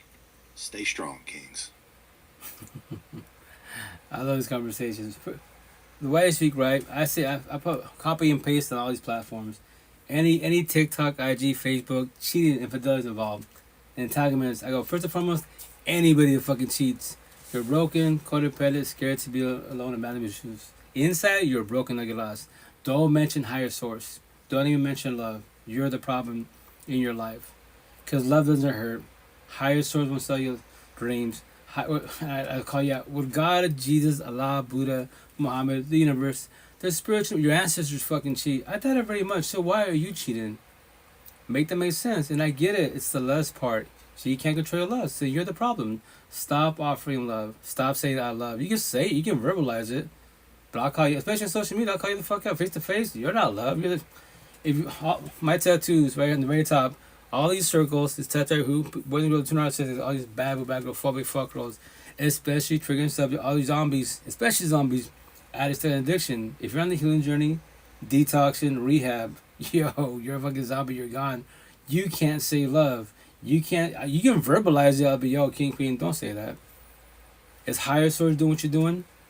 I'll throw it in your face. You have kids? No, I'm a single father, 8 kids. I lost 2 families. Why am I not doing what you're doing? We all hit rock bottom. My face tattoo, broken heart, toxic love, none. We all hit rock bottom. Everyone hits rock bottom. You hit rock bottom, and you became super numb because you don't want to feel this. All these tattoos are your scars. 95% of yours, these are all your scars. I'll take back. Cuts and wounds, not scars. My scars healed. Your cuts and wounds because of triggering subjects. When will you let go of your exes, your past pain, toxic love, trauma, child trauma? When will you stop having anxiety, depression, paranoia, PTSD, suicidal thoughts, low self-esteem, anger issues? When will you work on your triggers, overthinking, reactive use, deflection, projection, gaslight, manipulation, traumas, and then cherry top? When will you stop having insomnia? Or you know have that shit for the rest of your life. And once again, I say this all the time to call you the fuck out. All these therapists, counselors, psychiatrists, life coaches, narcotic creators, spiritual, religious people, atheist people, science people. And once again, the healing journey. And you get here quite a bit when we start on the healing journey, especially in these platforms. They'll be like, the healing journey, right? It's a lifelong journey, lifelong process. If I believe this is, because I heard this many times, like 5 years ago. I thought to myself, this forever? I would ask my real support team, all 10 of them. I had it for 88 days. Is that true? What do you mean? What they say? Like, okay, I'm trying the healing journey, so this is forever? Yo, King, chill out. You're the only one who can do comprehension. You can believe whatever you want to believe. I'm talking to you. We're talking and vibing. I'm telling you stories. You know? You can comprehend whatever you want to comprehend. But if you want to believe that, that's your free one choice. But I can't answer that. I believe that's not true. But remember, I'm going through the healing journey. Like they were like, I'm more awakened. You're in the very beginning, healing. That's why you're talking about your ex. You're going to break up. It's not easy, etc. wise, right? So I tell you all the time, remember this. If you want to believe that, to put fear in you, on top of the fear that these professionals saying it, these spiritual people saying that shit. So that means for the rest of your fucking life, to your last dying breath, all my tattoos are your scars. I mean, your cuts and wounds. You will ever be healed. You will all be traumatized. You won't ever know what love is. Respectfully, that shit sucks. If you want to believe that, that is your free one choice. That's why I verbalize that shit. Every which way. What? If you're 20 years old, you're hearing that. Remember that you just heard something. The therapist told you, hey, the priest told you, the healing journey is a lifelong process, a lifelong journey. That means for the rest of your life. You're 20 years old hearing that shit. Let's say 180 years of your life, you will all be traumatized.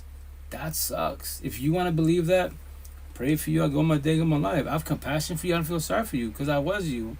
But remember this. You're the one who can do comprehension. Higher source and beings, I say we're communication and we're messengers. That's my belief. I'm very, very patient. Oh my, you can teach about higher source, atheism, whatever you believe in. But I study you as a being every which way. Especially you want love. If you both want love, it's two-sided relationship. Communication, comprehension, best as possible. It's not one-sided. It'll start two-sided in the beginning, love, and then goes to toxic love. It becomes one-sided, then what? Or do you stay there, you pray about how manifest through thick and thin? Look at your toxic family. Look at your past relationships. How did that work out for you? And that's, once again, for in a positive manner and for warning. Like my last potential to be last year. Not even my girlfriend, a potential beautiful individual, right? But she taught me this, because as it being like, I'm healed, I'm blessed, right? But I can always learn from others. And she told me this. Remember, not my girlfriend. I use the word scenario a lot. Gives a little idea, concept, right? She's like, cool, scenario. Let's say if we're together now officially, but we're not, scenario. And 5 years from now, I get up and leave. I ghost you. I break up with you. Can you handle the breakup? Yo, babe, I just told you day one. I don't need you in my life. I want you in my life. And throw in your face, a zillion queens in the universe. I met you at the market.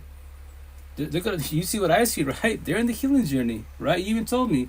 You know they like you, right? I know they do. So why don't you shoot your shot? I go respect you 20-25 times. I would respect and say this. I would have a queen shoot their shot.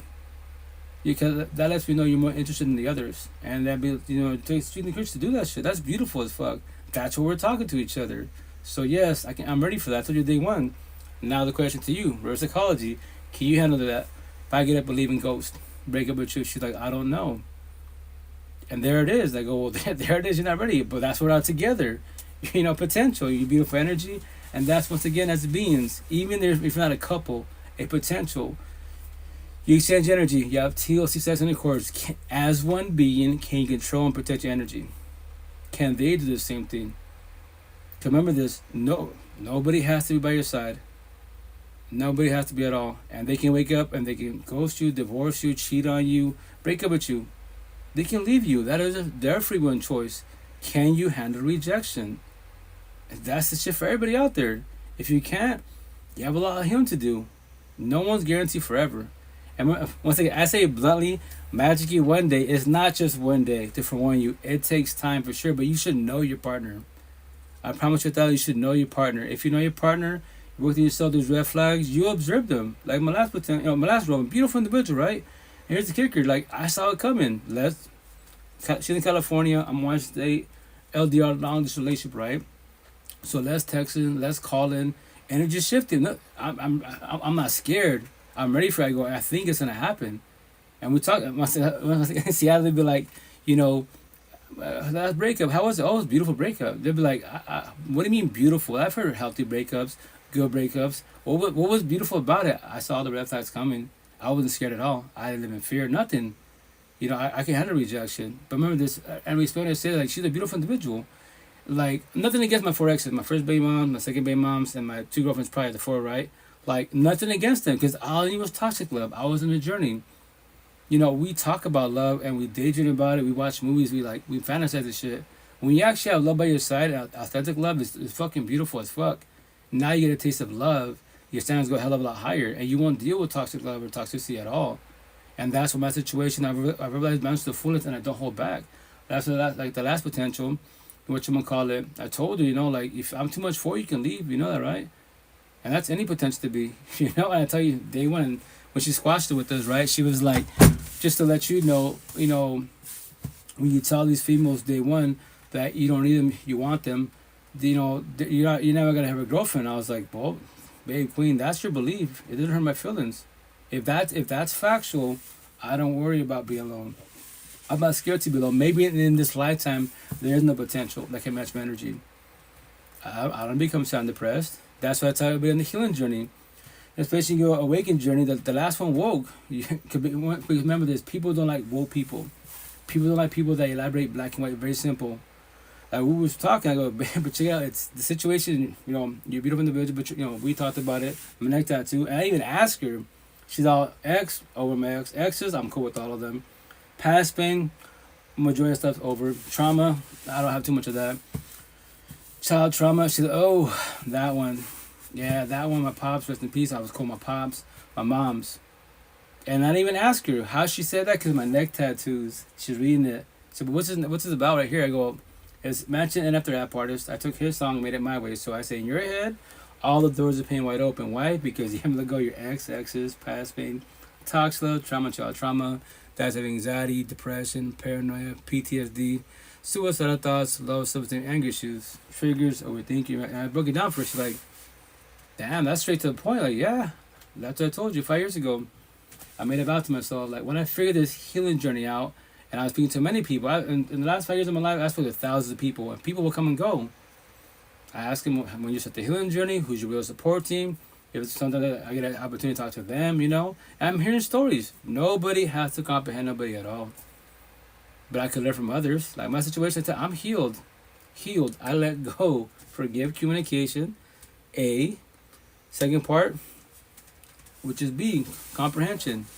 I had to do closure myself. I had to comprehend why it failed, why that situation happened to me, to do comprehension, to let that shit go. And when I let it go, all my exes, I observed the red flags, comprehend the red flags, and what the next potential to be, I realized boundaries. And I know no one has to respect my boundaries. That is their free one choice. So what am I choosing? What am I doing? Do I stay? Do I leave? I don't gotta talk to her. I tell all the potential to be, hey, I don't even gotta talk to you. You know that, right? Men in the healing gym will talk to you. Boys won't. They could look at you. I'm gonna play like a fiddle. I could destroy the shed of you. If I trombone you, queen, my tattoos. I'm your slave master. You believe because your religious, spiritual, higher source will do it for me. I was you. You're my inner child. I was you. You don't have to comprehend. It's not gonna work in your favor. I know you believe. Nothing's wrong with your belief at all. You just don't know with just communication. You don't know the comprehension part. But if you want to try this, and once again, if I trombone you, right, and you fall for this, that's how you're not an eye. And I'm forewarning you. And no one's going to do it for you but you. Why would you allow yourself to get to that point? Why would you allow me to come in your life and take your energy? Play you like a fiddle. Sell you a dream. Stop letting people sell your dreams. But God, okay, if that was factual of higher source, and I see that top queen, I was a Catholic. You're Christian, Mormon. Higher source, we're raised in the religious world. The higher source can do for us. If that's factual, and if it was, how's it working out for both the families? If you see my family and I show you the toxic, and I see your family, I'll be like, and I ask you, hey, yo, sir, miss, you guys, what do you guys believe in? Oh, Christian, Buddha. Oh no, we're Muslims, whatever. We're Christians, atheists. But keep it simple, religious talk. Jehovah is cool, but as a couple, I won't tell them in their face. At least not yet. But babies, that's your aunties, and they're older than us, and they're still religious, quote unquote. But nothing's wrong with that. But behind closed doors, I already saw toxicity. They're trying to hide it because we're here, but they're not. There it is. Higher source. If higher source can do for you, quote unquote, why can't do for your aunties, your grandparents, my family, respectfully? And that's what people get triggered in the religious world. That means that God is not powerful. Like I always say that shit 2-3 years ago. He's not powerful. Bullshit. He is. I thought about that a couple of days ago. I'm like, why do I say that? Why do I keep saying that higher source can do for nobody? And when people ask me, that means he's not strong. He's not, the all powerful one. He is, because we got free will and choice. Literally every day above ground. If someone puts a gun in your head, that's forcefully. You didn't do this shit willingly, wise. So every day above ground, when people cheat, you chose that shit. That was your free will and choice. All my little tattoos, that's the cartoons, a little angel whispering for God, higher source, whatever your higher source is. A little devil for devil, Lucifer, Satan. Both are whispering in my ear. What am I choosing? What am I doing? To love my girlfriend that I don't have? Or just say I love her, but we're bumping heads a little bit, so now I emotionally cheat. I pass boundaries. I got the housewife, I got the work wife, club wife, farmer markets wives everywhere. Because I will play the role until it stops with boo-hoo me, my girlfriend's not doing this, and it's all that shit. And I'm putting myself out to the universe. Especially on social media. Put that shit, you have problems on social media, in the comments, especially in DMs, you have gay, straight trans after you. Options to be. Now, what are you doing as a partner? To stay or leave? To cheat or not to cheat? And if you cheat, don't mention higher source. Don't post higher source. I'll call you out, hey, but didn't you cheat? God wouldn't do that, so why do you keep posting positivity? Spiritual, you're not a good person. A little bit of good, a lot of bad. They call me out. Only God can judge me. Well, we're all part of God. God conscience, Christ consciousness, quote unquote, right? So I want to get my face tattoo. I'm 1% woke. The referee judges of all universes. That's who I am. I'm judging you. You can judge me too. I get judged. I want you to judge me. You can see a prison tattoos, gang mafioso, hoodlums, say all that shit. But what I say is, if it was prison tattoos, for the most part, right, when prisoners get out of jail in prison, right, especially prison, they become Bible thumpers. Preach about God. With nothing wrong with higher source, as long as you live the life best as higher source. Do best as higher source. No one's perfect. We have our flaws. But on the all, you offer love. On the all alone. If not, get out, say God. And from there, I start fucking up. Go back to your old ways. But I'll be like, you just got out of prison. You said God, higher source. You have tattoos of the Bible, whatever, God, Jesus in front of your face, whatever, and you're fucking up still. So on both my shoulders, right? God is good. on both sides, right? To call everybody out, because religious talk, God is good. I'm in Seattle, God is good. Show my shoulder, my tattoo, God is good, but are you good? What? You said God is good. I'm always a Catholic. Religious talk, God is good, but to call everybody out, but are you good?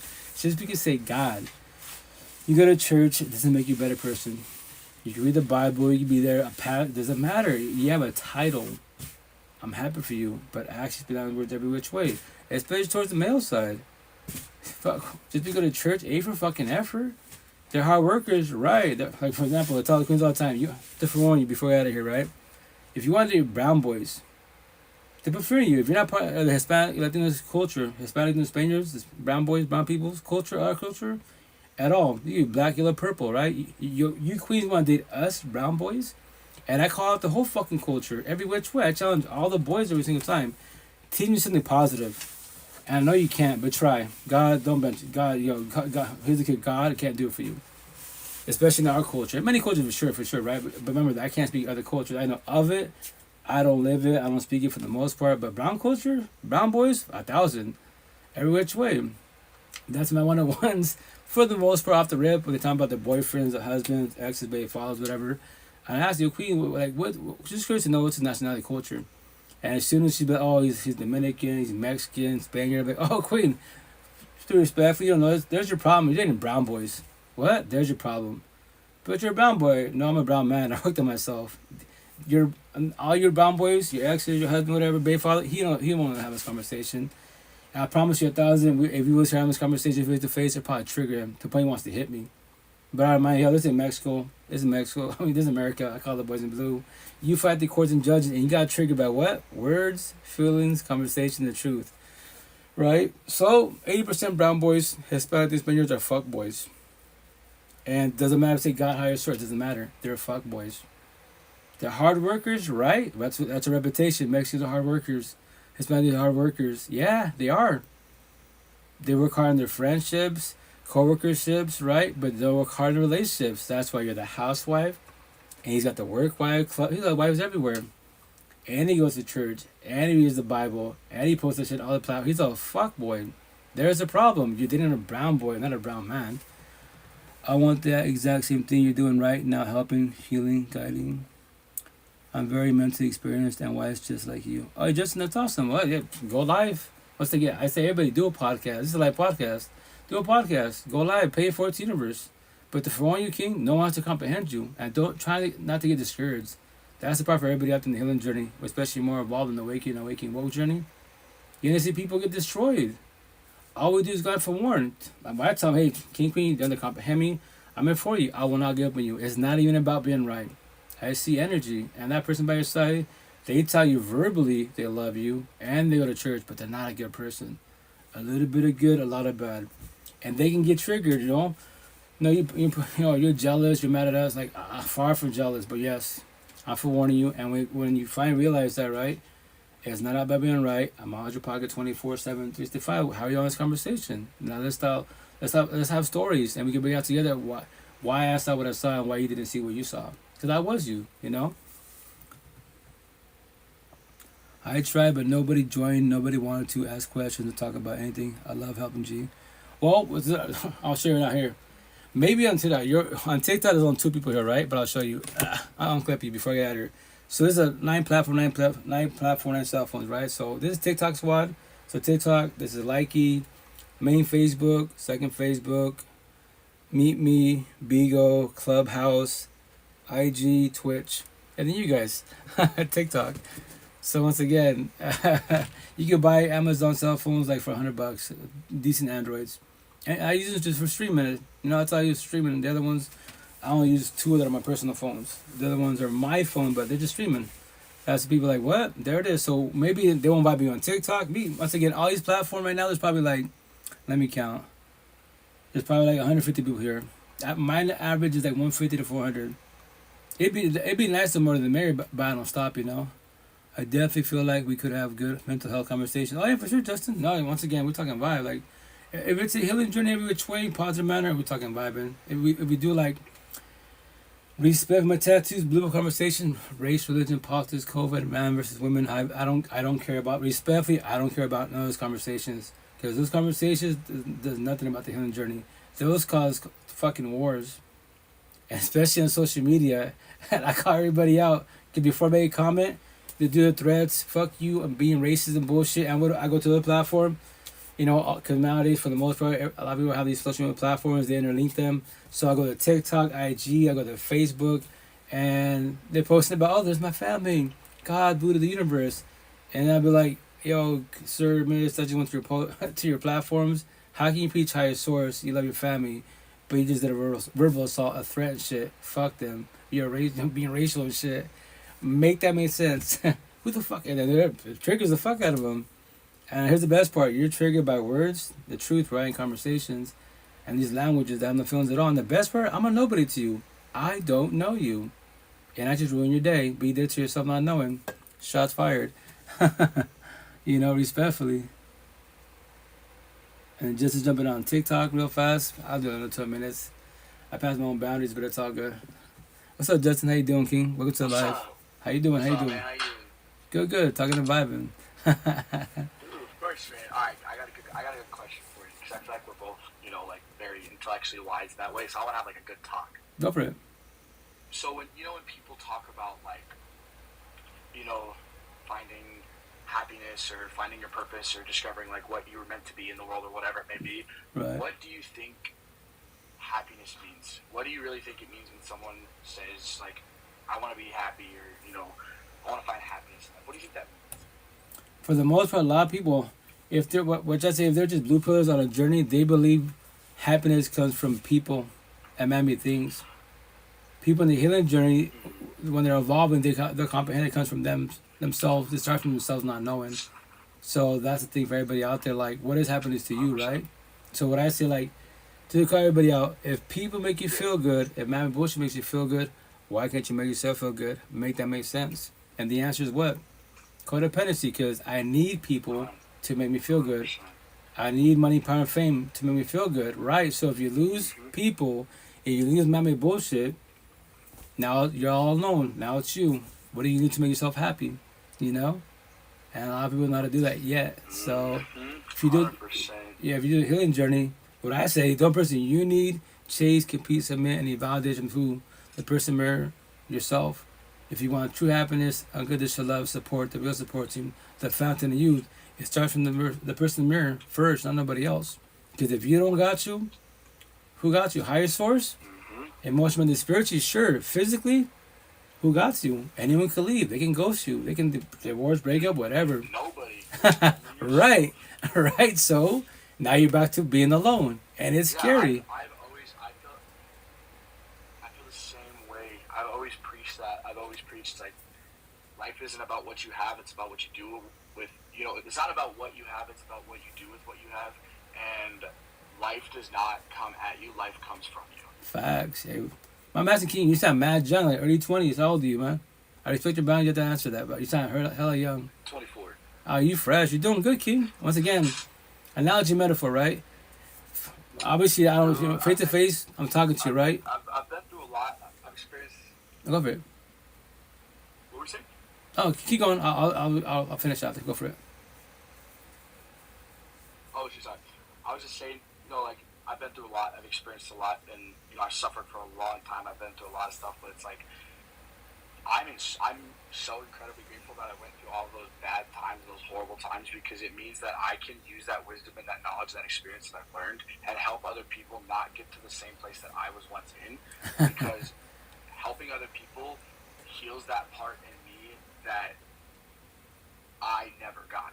You know what I mean? Facts. Like it's an amazing thing. Like I learned to love the things that I most wished had never happened to me. Right. I learned to love the suffering and being grateful for it. And be grateful for all the bad things that happened in my life. Right. Because I would have never learned if I didn't go through that.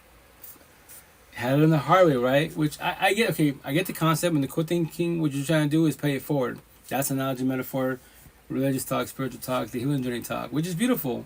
So, like I tell people, like, nobody can stop the spiritual warfare. But the positive is, I tell everybody, yo, when you're ready to, start the healing journey, pay it forward. Go live, do a podcast, you know, tell your stories. No one has to comprehend you, but it takes one person to make comment or questions about conversations. and maybe you potentially have them prevent it from happening to them. If it does happen to them, they won't fall on the face hard, as you did, as I did, you know? Yo, King, when I was you, what? Let's break it down together why I got to the point. It's not about being right. I forewarned you. I was you, but let's figure out together so you don't do this again. So you can't. First part, communication. Let go, right? That's comprehension. Figure out why it happened. What was the red flags you missed? So when you observe the red flags, you comprehend the red flags. Next time you see, you realize boundaries. And to phone you, no one has to respect your boundaries. If they don't respect your boundaries, what are you choosing? What are you doing? You're staying, you're leaving, give them chances. That is your free will and choice. I don't recommend it. But remember this, I'm just a real support team. From that side looking in, this is your journey. If you want to start the healing journey, you'll have a better outcome. A journey, you don't want to feel those feelings. You're not going to do this conversation because it's personal and it's scary. But we'll talk about everybody else's feelings. We'll gossip about everybody, but not our feelings, negative. If you're in a healing journey, you're trying to feel your feelings, to comprehend, to evolve in life, to figure out why it happened so it doesn't happen again. You know, and that's the intent. Yeah, man. Yeah, 100%. I learned that too. Like, I started going through like really bad mental stuff, probably like 14, 15. And I just handled it by myself pretty much. I didn't really have like mental support from anyone else, so I just did it on my own. Okay. And while it was horrible in the moment, and while it was horrible going through that for so many years, it was the greatest thing that could have ever happened to me because I learned so much that I would have never learned if I didn't go through that.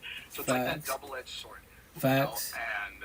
And like I said, I love that. Like I messaged, like I sent the little text before. It's like, I love that. Like, I would love to just go on a live or like a podcast or whatever, just have people ask me mental health questions, therapy questions, relationship questions, breakup questions, anything, and just me giving input and wisdom and help. Like, I love pay it forward. That's like my dream thing that I love doing.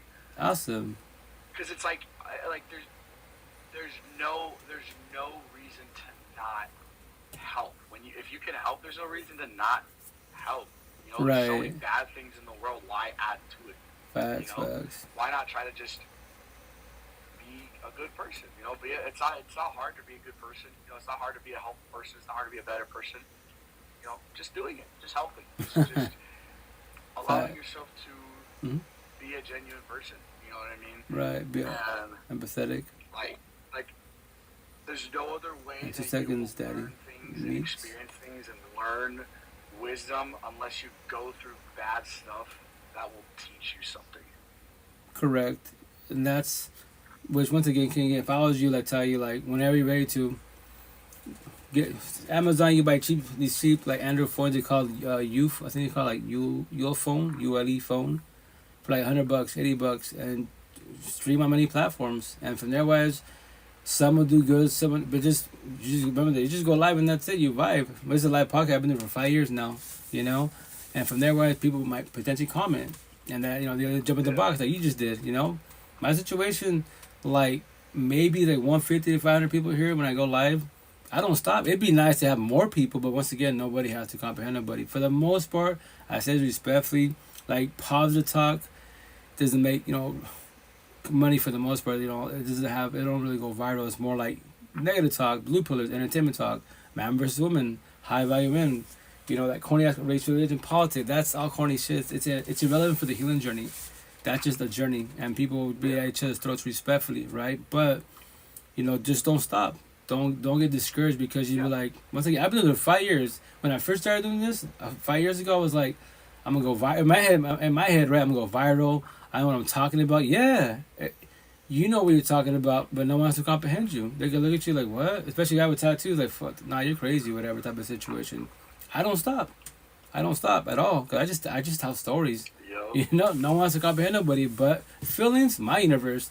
In this universe, everybody has their own gift. Whatever it is, music, poetry, science, whatever it is, that's your belief. Cool, but I just preach about feelings.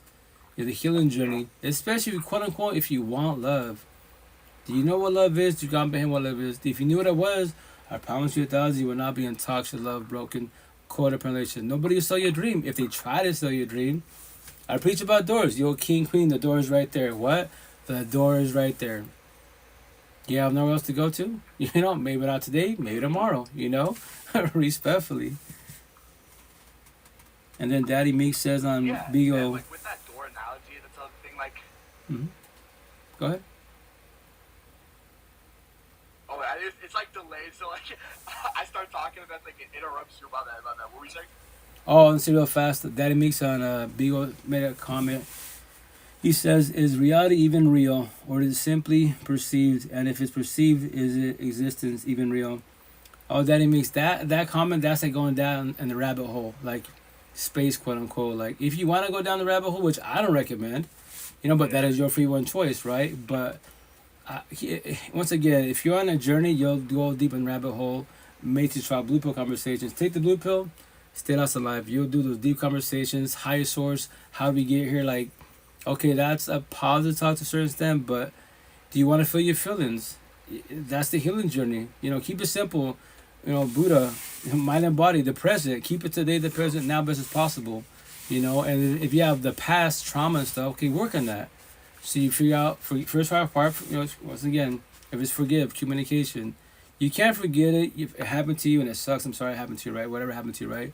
The second hardest part is what?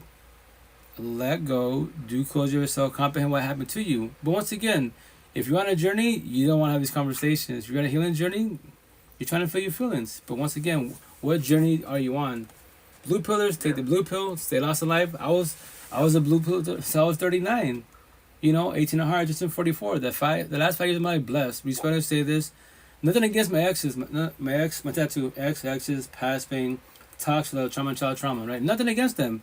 Because all of us were on a journey, not a healing journey. No one taught me this shit till 5 years ago. And I started working on myself, the healing journey. Oh, there's the healing journey? Yeah.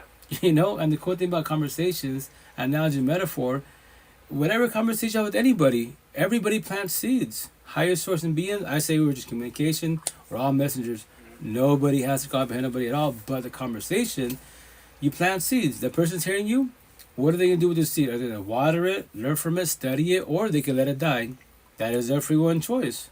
So waste your energy on people that you want to waste it on in a positive manner, but nobody has to comprehend you. I'm sorry, King? I think mind is all. Mind is... I was like, that's the beauty of life. Because I just mentioned, I entirely agree with you. That is the beauty of life. Is everyone is on their own journey. Everyone's on their own path. And, like, for example, like if you came to me and asked for some help and wisdom and advice, and I gave you a ton of it, like you said, it's up to you entirely. If you want to hear it and accept it and, listen from it, learn from it. Right. Or if you want to just drop it, let it go, and not even act like it matters. Correct. That's the beauty of life. It's all up to you. Facts. That's why we all got free will and choice. That's why people get triggered when I say that, like, higher source can't do it for you. What? I'm Broy's a Catholic. If that was factual, triggering comment, triggering subject, look at all your toxic-ass family, and they have money, power, and fame. Billions of dollars. But behind closed doors, as a couple, your parents, aunties, uncles, older cousins, grandparents, toxic as fuck. And they go to church for no reason, respectfully. But yes, man-made shit, they are rich. Blue book conversations, the physical body, but rebel rich, emotionally, spiritually, and mental health, not doing good at all, respectfully, Reality is pre-vibed so we can bend, or reality at will, like live whatever life you want. Once again, that's like the Matrix talk. Like, watch the Matrix, take the blue pill. Like, you can, once again, go deeper in the rabbit hole. Me personally, I don't. Like, respectfully, why? Like, higher source, I use the word idea of faith. Afterlife, reincarnation, I use the word idea of faith. I don't know. I don't worry about death. I'm trying to live as long as possible, as safe as possible. So what do? I live in the ghetto hoods. I'm not in it. You don't see me at the bloods. Can I give like an opinion, like answer to that? Oh yeah, please do. Yeah, please do. Don't be shy. Yeah. What was the question that person asked? The most recent one. Okay, the first one was is reality even real, or is this? No, not the most recent one.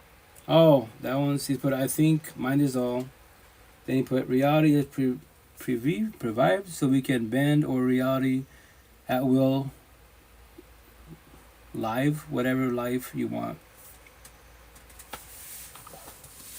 That's like quantum, basically. Like, what's the movie, which I love that movie? Yeah, like the rabbit hole, like you were saying. Yeah, what's it called? Interstellar. Interstellar? Yeah. That's the best movie for quantum. It's beautiful as fuck, but once again, I don't know. very, very intriguing. It's very, very emotional because, like, if that was possible, like, you become a little spirit, you go in the future, right? Different realms.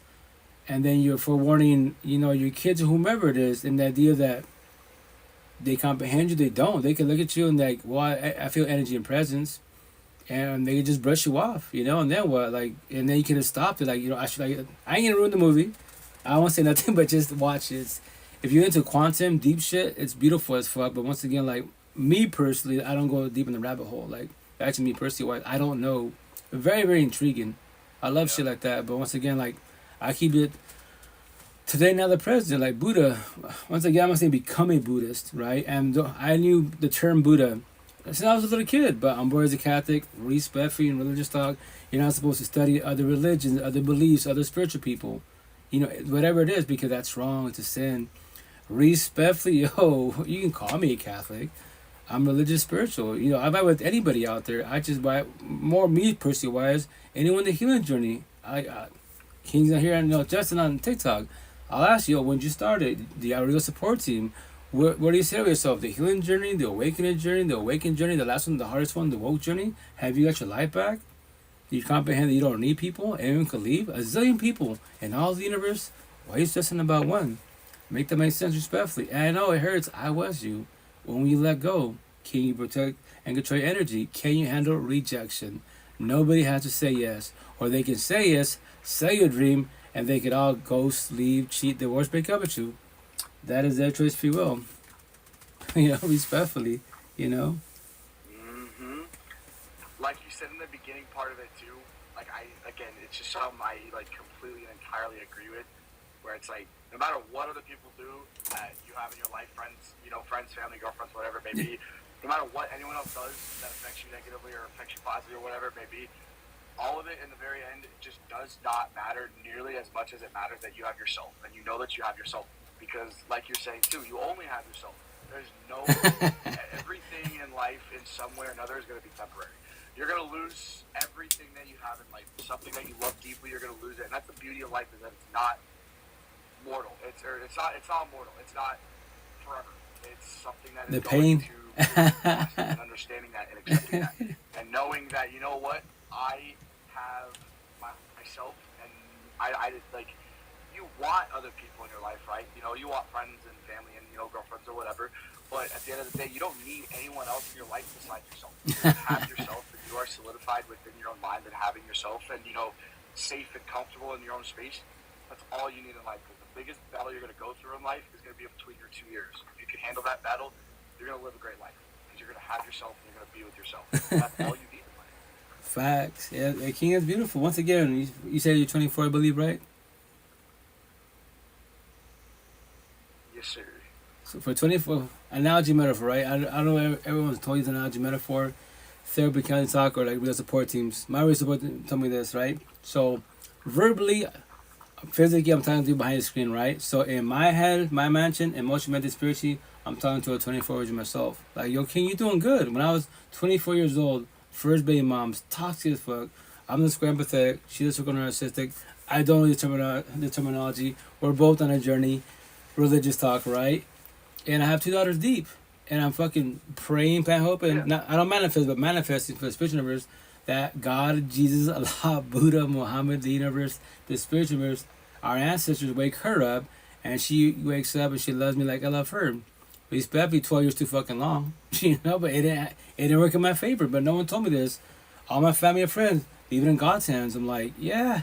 And once again, you could have cussed out. I cussed out higher source so many times. Yo, God, the V card, the Virgin card, till I was 21. I saved for the right one. I fucking met the devil. Apparently, I got destroyed. This shit. Why am I doing this? Why am I going through this? Nobody can answer my question. Higher source, I don't got the gift of him energy and presence. But I don't got that gift. But no physical being. Hey, there's the healing journey. Doing an empathist, narcissist. Trauma bonds. Fucking Japanese. And on top of that, since I know the terminology, obviously I'm not going to research things that I don't know because I don't know what to research. I was a geek and a fucking bookworm. I go to any library, grab whatever I want, but never go in the library. You have books for empaths, narcissists, the healing journey, trauma bonds, deflection, projection, none of this shit till I was 39. But it's not ever too late. But the younger the better. Single. You know. Go for it, King. Like you're saying, you said you again, dude, you hit it right on the bullseye. Again, you know, it's all about yourself in some way or another. Like not in a selfish way, but in a way of selfish in a positive manner. You know, whatever it may be, it's up to you. The things that happen to you or to me, you know, like to you or to me or whatever, that were negative and that hurt us and, you know, brought us to the lowest points in our life. Right. We weren't meant to, you know, experience. We didn't deserve it in any way, shape, or form. And it's not up to us that happened. But what is up to us is what we do about it after.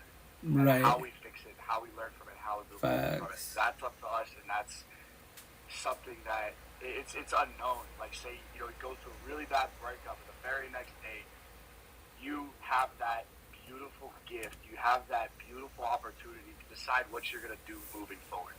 You have that beautiful gift of deciding what you're going to put your energy and your time and your effort towards. Are you going to get better? Are you going to get worse? Are you going to become complacent and, you know, stagnant and just sit in it? Or are you going to better yourself? Are you going to learn? Are you going to accept it? Are you going to move on from it? And it's all up to us. And I think that personally, I think that's one of the greatest, you know, most beautiful things about life is that it's all up to us. We have the complete control over what goes on in our lives because it's up to us. No matter what. Oh yeah. No matter what goes on in life, it comes down to us and what we decide to do and what we want to do. You're the one who do comprehension. Unknown, that's something I've learned to love too. Hey. I don't know what my next step is going to be, but guess what? I'm going to take it and I'm going to learn from it and I'm going to do it and I'm just going to experience it. Yeah, hell yeah. Go about it. The water ain't going to get any warmer. You know? Facts, and that's like Spider-Man. In life, you got to take a leap of faith. The 50-50 shot, it works out or it doesn't work out. But once again, to keep it simple, everybody, like, can you handle rejection? You know, especially when you get involved with somebody. Like, so you can shoot your shot, they can say no. Can you handle a no? You can ask questions. Rejection, like, from a girl? Like if people that want relationships and love, like, you can shoot your shot, but here's the kicker to everybody. As a being, if you can handle rejection before you shoot your shot, investigate. I'm a geek techie, so maybe I think the way I think because I work on computers and phones, right? So, like, I tell people, I'm saying everybody has social media. A lot of us have social media. So I tell people in my one-on-ones, before you shoot your shot, look, investigate them. Look at the platforms, all of them. Where do they post, what they talk about? And then go to your platforms. What do you post, what they talk about? Based on platforms and what y'all post, do you believe you get along on the overall? Don't do this when you're too empathetic, you overlove, you overthink, we be cute, you know, we're a cute couple, get married, have cute babies. Like, why are you in the future? If you shoot your shot and they tell you no, or I'm married, I had a boyfriend, girlfriend, now what happens to you? They go to shit, you question your self-worth, you know, because it told you no. What is it? Shooting your shot, like you're saying before, that shooting your shot, that 50-50, you know, 50%, it works out. Like, say me asking a girl out, you know, like 50-50, she's going to say yes or she's going to say no. Guess what? Either outcome is going to be great. It's just your mindset, and in your mind, you have to make it good. Correct. Instead of seeing the rejection as like, damn, I'm not good enough, I'm fucking bad, I'm a horrible person, I'm not good enough, whatever. Right. See it as like, all right, cool, I got a rejection. That's just one more. That's just one more no that's gonna get me closer to a yes. That's it. It's just, like it's another example of like it's up to you to decide what to do. Facts. Like it's all up to you on how you see things and how you handle things and what you decide to learn from it. I implemented, like, conditioned myself to always see everything bad that's ever happened to me in life as something that I can learn from. I always try to pick a lesson or something that I can learn from it in any situation possible. Because guess what? It's not going to do me any better to see something bad or see rejection or whatever and see it as like a bad thing, a negative thing. Like, damn, I'm a horrible person and get down on myself. You know? Like, it's something I can learn from it, and guess what? You move on. Wow, cool. This girl said no to going on a date with me. All right, cool. Move on to the next. You keep continuing life. Life's not going to stop. You know? Facts. Hey, King, can I play a clip? Because meanwhile, obviously, you're fresh to the podcast, right? So, personally, for the most part, more on Beagle, they'll jump on the box, right? Sometimes other platforms. But, so, typically, if no one's in the box, I'll just talk about the usual. I play clips. I tell people all the time, The cool thing about technology, you know, let's say you do a podcast and no one wants to come on your podcast. Technology, you can invite anybody in your podcast. You can use ChatGPT, C.AI, or you play, what I tell people, play clips. What do you mean? I can tell you, you can download these clips, remove the watermark, and you can do whatever. You can go viral on people's clips, right? Because you borrow them and you kind of shark and pay it forward type of situation. So, this subject, as far as rejection, right? So, this is, I don't know the name of the movie. This is Keanu Reeves and talking about rejection part, right? And he's talking to, I don't know if it's his daughter or who that is. Once again, it's a clip, right? There are 7 billion people in the world. So when one of them behaves badly toward you, he's actually doing you a great favor because he's saving you time. He's telling you that he's not worth your while. He's freeing you to say, thank you for the information. I will now move on to the 6,999,999,999 other people, some of whom may have some value. Love that shit, like, bro. 100%. And tell me if you agree with this or disagree with it or whatever. I firmly believe that everything in life that happens to you was meant to happen for a reason. Everything that's meant to be is meant to be. And things that were meant to be will not be missed. Things that are missed were not meant to be. Wherever you are in life, no matter where it is, you were meant to be there. Correct.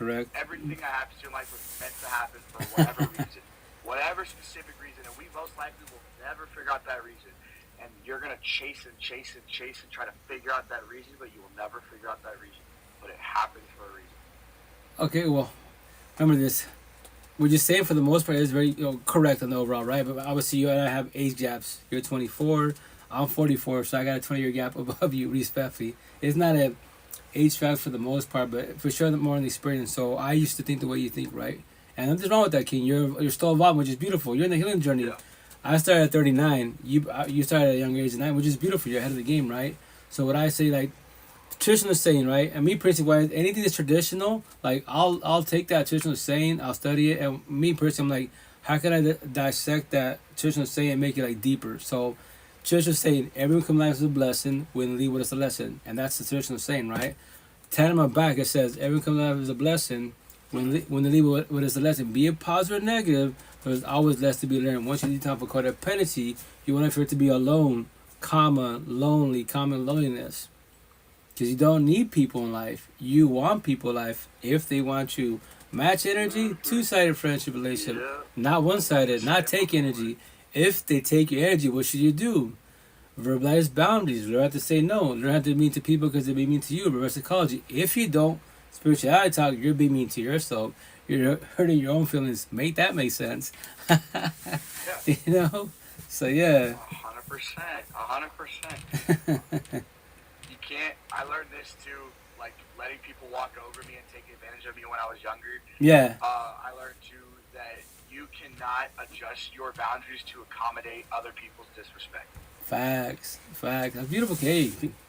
You're a beast. You're 24 years old. You're a fucking beast. I cannot teach anything to anyone. I can say this, boys, a Catholic, go to church, pray them in God's hands. If people are mean to you and keep bullying, pray for their suffering. Be a good person, show respect. I could tell everybody the exact same shit, word for word, till I was 39. And respectfully, trigger subject, higher source can't do for nobody at all.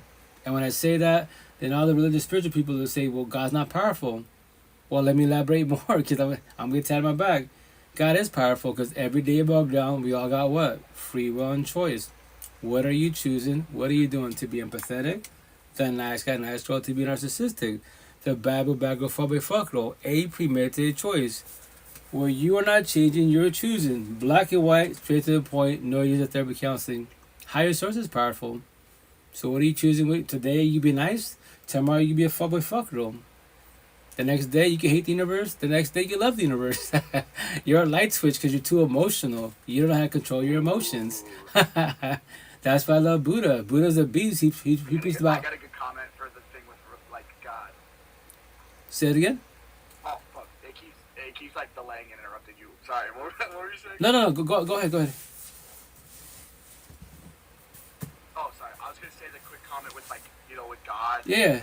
People saying that, they don't believe in God or, religion or whatever. The way I see it is you can't, two things. Number one, you can't only pray to God when things are bad.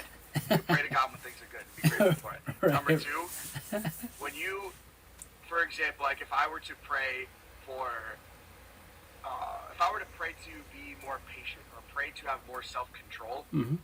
I'm not going to wake up the next day and just get it handed to me. I'm going to get shown an opportunity that tests Right. me. Right. Tests me to develop more self-control or develop more Correct. confidence or whatever it may be.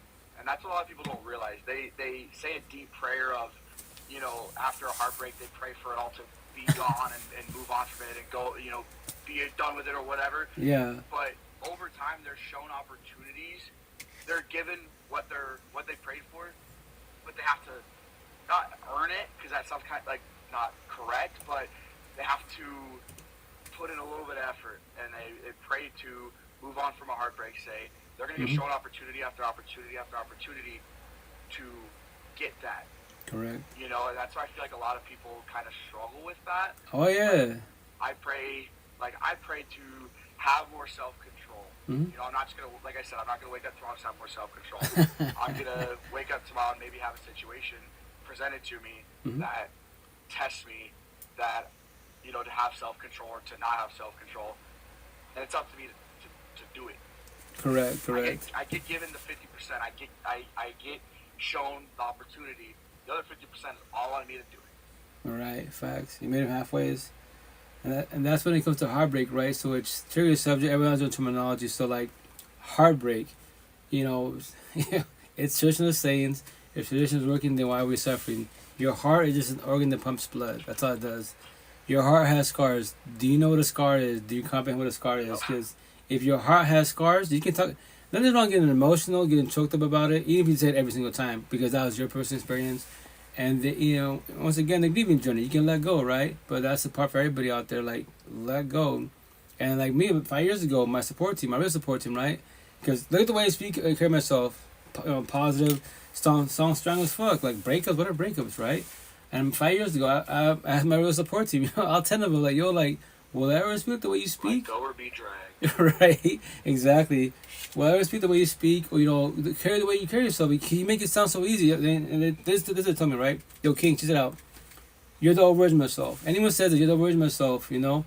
I know those eyes, I know those tears, I know those fears. I was you. I evolved from that, so I go ahead and hold you and guide you. And I asked them, this pain, is this pain forever? They're like, oh, check it out. That pain is forever if you allow it to be forever. Higher source, whatever you believe in, I can't take this from you. Ask God to take it from you. You're the ones that got to feel your feelings, to comprehend, to evolve in life.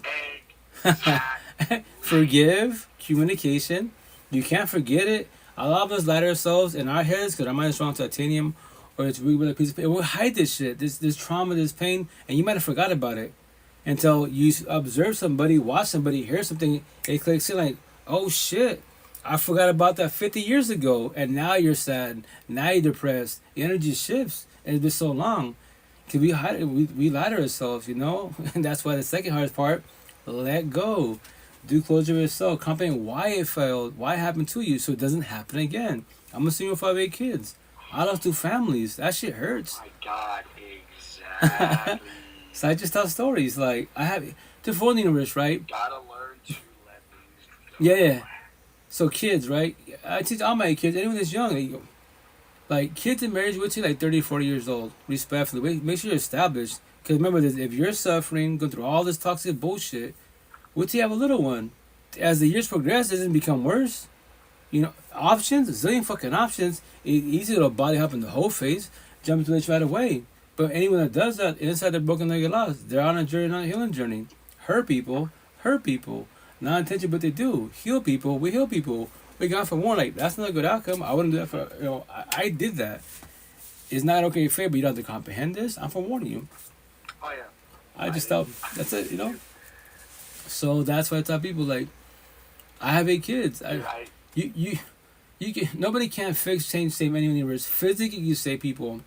If you have the financial part, you can save them financially. How many kids do you have? I got 8. I had a colony. I had 8 of them. Yeah. So. Am I gonna be number 9? I just a squad king. But emotionally, spiritually, I can't do it for them. You know, I can't even do it for you. But I can hold you and guide you. I can tell you stories. I can, show you all the resources, these clips. Check out. Maybe the way I'm saying, the way I elaborate, and you don't comprehend it. So let me show you this clip, whatever it's on. Maybe the way they say it, you might comprehend it.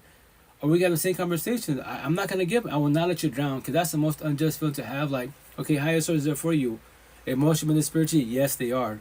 Physically, no one knows how to do hold your hand, guide you, and they could be a support team, a real one. But remember this: anyone could even if they want to. They could be, you know what, Justin, all you do is talk about your ex. It's been 5 years now, and everything's word for word.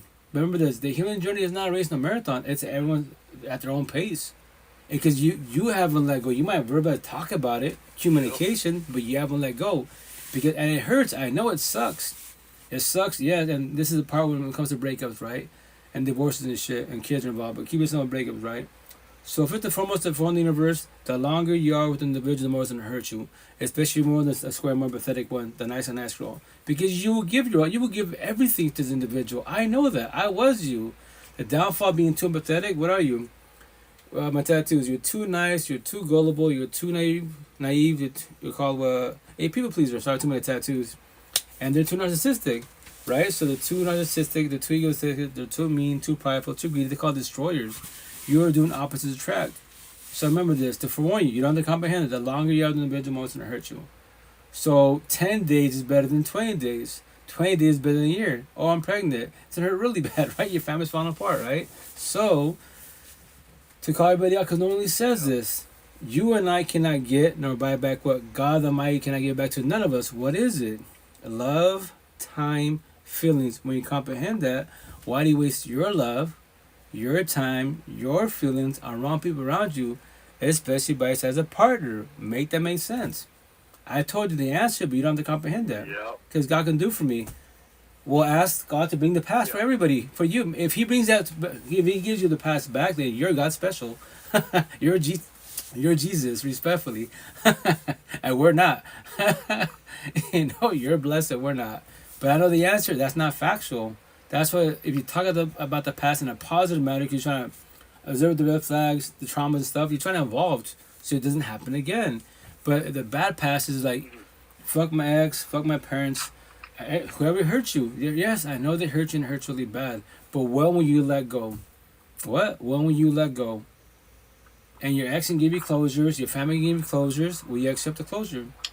Or you still hate them? Will you not be satisfied? You know? So yeah, that's why I go live. And hey, Justin, I'm happy you reached out. I've been doing this for 5 years. I'll do it to my last dying breath, because I just tell stories. I play these clips to guide and forewarn people. Nobody has to comprehend, but I just said on the healing journey. Hey, if you're there's ever a time where like you're on your deathbed, you're hooked up to like a breathing machine, I'm gonna be right next to you on the TikTok live, just like both of us there, we're just answering questions, talking to people. I gotta like pull the breath thing off your question with like 2 breaths and then put it back on you real quick. Right. Hey, I'm down for that, King, for sure. And that's another good subject as far as like death, right? Like, I don't think about it too much, but that's a part that everyone starts the healing journey. You're more involved in the waking woke journey. You're like, if you have kids, what about my kids? What about my situation? Cool. What about my 8 kids? And not just my kids, like you guys. Like, it's not even about carrying my legacy, but like my shit's saved on Twitch. The best one on the overall, which I have to work more on my YouTube and Spotify, which I'm gonna start working on finding this week. I got 5 years of material, right? Like, if nobody plays it, even one, I think the way the servers work on these platforms like YouTube and Spotify, after 5 or 7 years, if the owner is not uploading, obviously you're taking up space in the servers, so they delete your profile, basically, your profile, I forget the term. Keep it simple, profile. So once again, it's not even about carrying my legacy. Just pay forward, like right now, I use X. I put his stuff. 20 years old. If you're 20 years and younger, teaching any positive in life, tell me you're in the healing journey. And respectfully, don't be higher source. I've heard it all. I'm 44 years old. I've heard it all. Trust me, respectfully. I've heard many, many stories. But every time I'm 20 years old, I'm 16 years old, I'm doing the healing journey, I'm trying to figure it out. That's a positive. You got my attention. You are trying.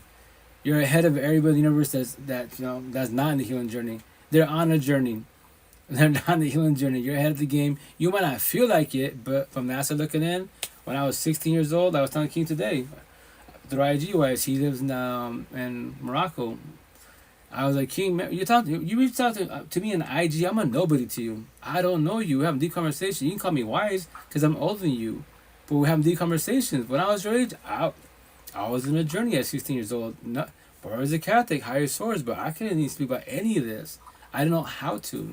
See, I know you feel like you're not doing good, but you're doing really good. I give you mad props, and to let you know, I'm always your pocket 24/7, 365 for the whole universe. However, have this conversation, DM, audio chat, video chat, whatever. I respect your boundaries, but please don't feel alone. That's the most unjust because maybe locally you don't have a real support team. Platforms, I promise you 1,000, you're not the only one suffering, especially in TikTok, And from there, you can reach out. Maybe the creator might respond to you, or people in the comments might respond to you, And now you're sparking conversations. But remember this. Nobody has to comprehend nobody at all. That is your free one choice. The healing journey is at your own pace, to forewarn you. But yeah. Yeah, like you were saying too, like, with helping people and you can't force them to, take action on it. It's like, you can, no matter how hard you try, no matter what you say, no matter how perfect you word things trying to help someone else, it won't get anywhere unless they actually want to change. Facts. That's the part that to people in the healing journey that you're trying to be like life coach, positive, whatever you're doing in positive, and you're trying to pay it forward. On your side, you're gonna see people suffer, and it sucks because you can't do it for them. But as long as you don't give up on them, as long as you can protect your energy best as possible, then there's a better outcome, And that's why I love Buddha when he says this. He's out. He just started his healing journey at 25, and it's not raising competition. I started at 39, and he said his teaching until he was, I believe, 80 years old, so 45 years of his life, he spoke everything word for word, right? So whatchamacallit, oh shit, my mic's died. Whoops, anyways, whatchamacallit, I passed my own boundaries right here.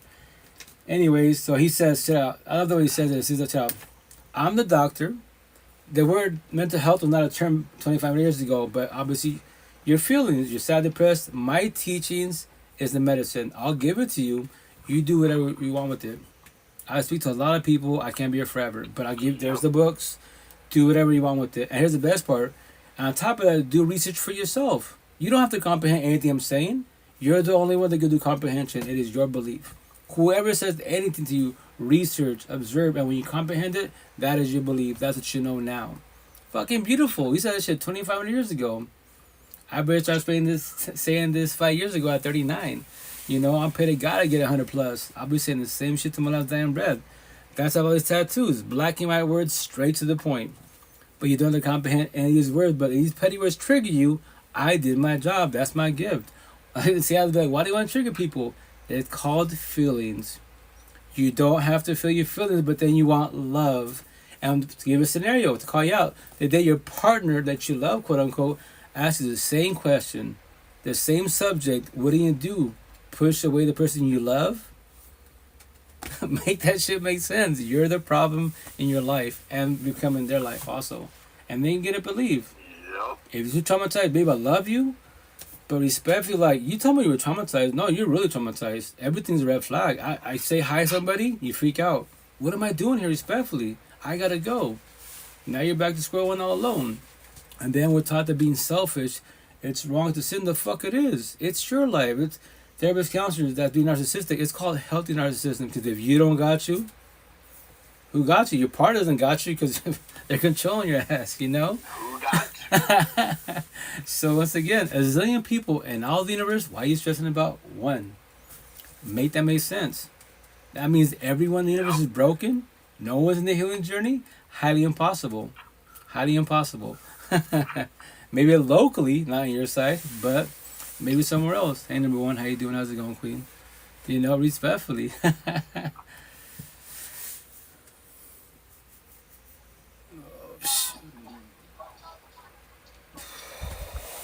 Tired. I'll do guys another like 5 minutes, guys. I have to get out of here. What time is it for you? It's 3:42 in the morning, and I gotta wake up in 3.5 hours. And I haven't got to sleep since yesterday. It's the same time for me too. Oh, you're Pacific time? You're Pacific time, King? No, I'm Mountain Standard. Say again? Mountain Standard. Okay. Standard time. Okay. Yeah, for behind the screen, you just say Seattle, Washington.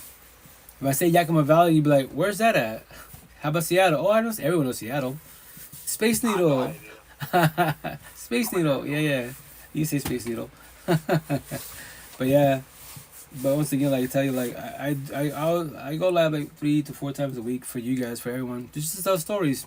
Nobody else can comprehend me, but I'm just trying to prevent people from falling on the face. If they fall on the face, not for too long. That pain, to forewarn you, is not forever. It's only forever if you allow it to be forever. To forewarn you, you know, because higher source can't take it from you. He can't, respectfully. That's why it's once you let go, you let, okay, and that's why triggering comment you see on TikTok a lot, like not knowing you allow this to happen to you. Everything, little kids, not really that part, but here's the kicker: your parents that love you, quote unquote, if they're verbally abusive, physically abusive, slavery to my tattoos, they're your slave masters. You're the kid, you're the slave, and you're like, Mom, Dad, like I've been through all that bullshit. Like, what am I doing on to you guys? Y'all bumping heads. What I get my ass kicked for? And no matter what I do, you're not satisfied. And that's the shit. But here's the kicker. I love my parents. I love all my family. But they're all still to this day, you know. 5 years ago, started my healing journey. At 39, my tattoo. My healing journey. 5 years after the fact, all my family, 99.9% of them, and they're religious, spiritual, right? They're still on a journey. And it sucks. And when you see that shit, like, that's what it's called what? All this conversation, all my tattoos, everyone is stuck on what? The generational cycle. Everyone, all the universes of all the fucking realms. Comma, for now, only you as one being can break it. And you do it for yourself. All this for your ancestors, for your future. How do you know there's a future self? In the next lifetime, how do you know? Because if you know that, I'll give you props like this much, like 50%. I'll meet you halfway. But hey, King, Queen, if you know there's afterlife, if there's a next lifetime, how the fuck are you in a toxic love broken codependent relationship? You're a zombie, an addict and addiction. Make that shit make sense. All my tattoos. So you know there's afterlife, but you can't fix that. The person by your side, you're staying, you're leaving. What is it? Respectfully, you know. So I just pay for and tell stories. Nobody has to comprehend me. I put for you in a positive manner. And what's a positive manner? It's a forewarning. Every which way. And that's someone that's potential. She told me that shit. Marriage, forever, go with each other, last dying breath is not factual. Maybe you might get blessed with that. You might potentially have a partner in this lifetime, 20 years, 40 years, fucking solid. But none of us are guaranteed forever. Just forewarn you, this death shit, the longer the better, but nobody knows their ETA time. Nobody does, respectfully. So give you a scenario, 40 years from now, lovey-dovey, power couple, you're helping everyone in the universe, you both go to sleep. And you wake up tomorrow morning and they don't. You're ready for rejection? Death? What happens to you as a being? Will you give up on life? Will you call a higher source? Will you suicidal thoughts? You have the thought in your head, jump off a billion fucking cliffs. In your head. Don't do it physically. I know that thought, trust, because you know what, if I end it all, I don't feel shit. Yeah, physically you don't. Now you find out, like my brother, my people that are fallen, that did that shit, they know if there's afterlife. They could be all right here chill behind me. Spirituality talk, I don't see them as physical beings. Energy presence, respect, I don't feel them right now. So, behind me, dude. right? And that's the part right there. Is like, and then I tell people all the time, scenario, let's say you do that. 5 years ago, I was in my second family, I had the thought, but then I think to myself, okay, my pops already lost one son. Let's say scenario, I do it off my dome. Till I can handle this breakup, I'm losing my second family. So my pops loses a second son. Now he can't remember, in my head scenario, future in a positive manner, he can't take a second loss. Now he becomes alcoholic. I got 8 kids. Let's say 3 of them can handle the loss. They fucking off the domes. The other one becomes zombies. And so on and so on. I'm seeing, and now I'm scenario, hey, guess what? I'm a spirit. I'm watching all my peoples, my personal family go down because of my selfish act. Respectfully. That's what's called the butterfly effect. Don't get to that point, man. Respectfully. To each their own. Everyone has their own beliefs. I'm trying to live as long as possible. When I was younger, I was like 50, 60 years old. I'm down kicking the bucket. I gotta go. Now, nah. Like when you start the healing journey, that's when you realize This fucking vessel's weak. This fucking avatar is pathetically weak. The most a human could live if you're healthy as fuck, moving and everything, mental health and physical health, 130 years old. That's the longest you can live. You know, and that sucks. Knowing that shit sucks. Like, well, I can do this, but it gets to that point and I'm going, this sucks. You know? And I'll find out if there's afterlife, all I'll be just, I don't know. But once again, I'm pushing myself to 131 years old. I'm getting away! That's what I'm trying to do. I'm trying to, as long as possible, as safe as possible. That's why I say gym therapy. I'm trying to do more of that. So you gotta take care of your body. It's about takes care of you. That's the physical health. Don't forget about balance the mental health. You can be fit to get fit. Awesome. But upstairs, your mental home, you're not doing good. You're not losing weight with anxiety, depression, child trauma, PTSD, the breakups. Stay there. And I call everybody out every which way. Whatever makes you feel good as a being, which you're like, you know, the healing journey, quote unquote, right? Like gym therapy, get tattoos, traveling, whatever the gaming, whatever the fuck you're doing. Okay, that feeling, that dopamine high as they call it, but that feeling, right? That makes you feel good. Church, whatever it is, right? Why can't you have that to call you out? I call myself out, right? Why can't you have that feeling, that same feeling 24/7, 365? Make that make sense. So if church makes you feel good, live in the church, don't ever leave the church. I'm sorry? Oh, I was just saying, like, I know it's like a hypothetical question, but you're like, when you know, you could feel like that. I just responded to that with, you know, the people that don't is because they just don't want to, so they just don't, you know, they don't do it. They don't allow themselves to do it. Correct. Oh yeah, most definitely. And that's the shit for everybody out there. Like me personally, like, I never met Buddha myself, right? But studying Buddha wise, like, for 45 years of his life, am I saying that right? 40 years of his life. 45 years, whatever, I apologize. Either 45, I'm really tired, 40 years, right? He taught what he taught, and now I know how he feels. Because he walks all over the universe, whatever the Middle East wise, teaching what he was teaching. And he saw everyone suffering. And he knows he can't do anything about it. He could be, you know, emotionally, spiritually, support teams, but he can't do it. That's all he can do, meet you halfway. Me personally, that's what I do. I see energy every which way. In Seattle, if you ever see me walk physically, my tattoos, if I call you a square, you're positive energy, empathetic, higher source. If I call you a circle, you're too narcissistic. These disciples, the fuckers of the universe, everything they touch, they destroy. Who are they? The babu, bagophobic fucklos. The worst ones. Like a circle, though. The worst ones are the zombies, addicts and addiction. They can verbalize love. Look what they are. Respectfully, they're not on the healing journey. They're not trying to detox. None of that. They're not good for themselves at all. They don't know what love is. Respectfully, and that's all I see: squares, circles, and zombies. I can go downtown Seattle and point at everybody, have someone, you know, go live, record my ass, and people see, I be like, what's he talking about? Square, circles, zombies. People that follow me, that know me, that know my tattoos, oh, he's calling you empathetic, narcissistic, you're a zombie. What's that? You're an addict. Stuck in addiction, you're gone. That's like, well, why does he keep saying that? Because he's judging all of you and comprehends all of you based off your energy. That's why he's saying what he's saying. But once again, no one has to comprehend me. I don't see color, I don't see race, I don't... Seattle, and you and me could go downtown to Seattle. Oh yeah, you can record me while I'm doing that square circle zombies, and everyone's looking about crazy, and they hope, you know. Dude, I'll be your vlogger now. Yeah, that'd be cool. Yeah, but once again, that's like me. I tell you, you can go live. You're 24 years old. You're fucking a beast. You're doing better than I was. I cannot say any of this at 24. I barely start speaking like this at 39, 18 at heart, just 44, you know? So just go live. Grab some cell phones, go live, and vibe it up with people. Just for one, no one wants to comprehend you. You might not ever go viral. Don't worry about that. Just keep paying it forward. All it is one person. That's all it takes to make a comment or ask a question to spark conversations. There it is. And they don't have to comprehend you, but I want to keep asking, why do you say that? Why do you believe? Because what you're saying, I believe your belief is wrong. Cool, let me elaborate some more. Don't mind debate. It's not even being mean to each other, you know? I'm not a Bible thumper. You have to change.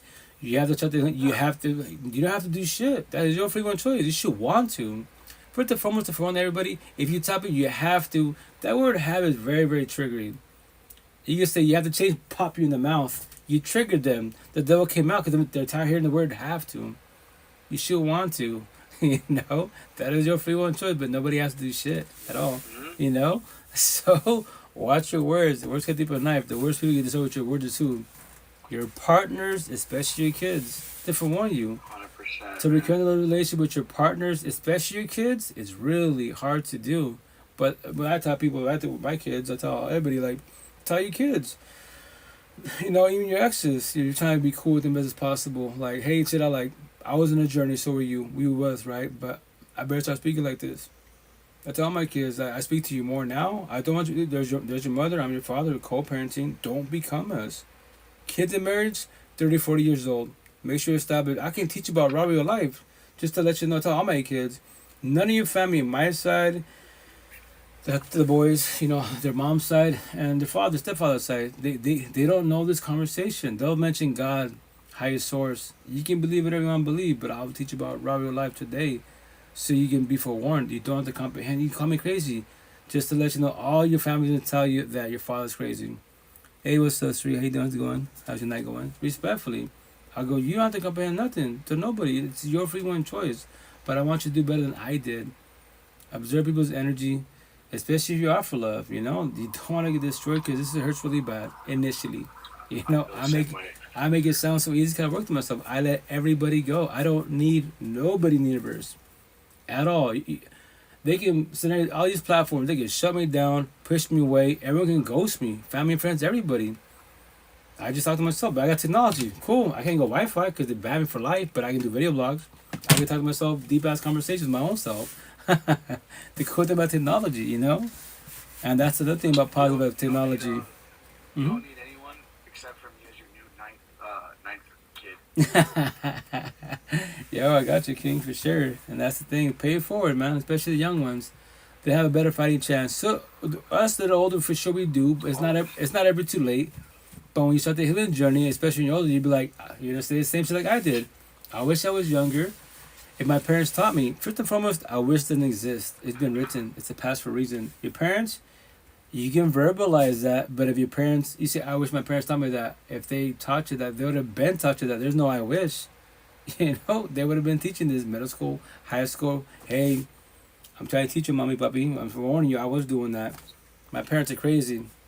Hey, you can call me crazy to hurt my feelings. You want to fall on your face, so be it. But when you do, I'll elaborate. And remember that I tell everybody, it's not even about being right. I'm forewarning you. You don't have to comprehend. You learn the hard way. It's okay. Let's figure out together what's the red flags that you missed. What was the boundaries that you didn't verbalize? So next time it happens, you observe the red flags, comprehend the red flags of your exes in the past toxic scenarios.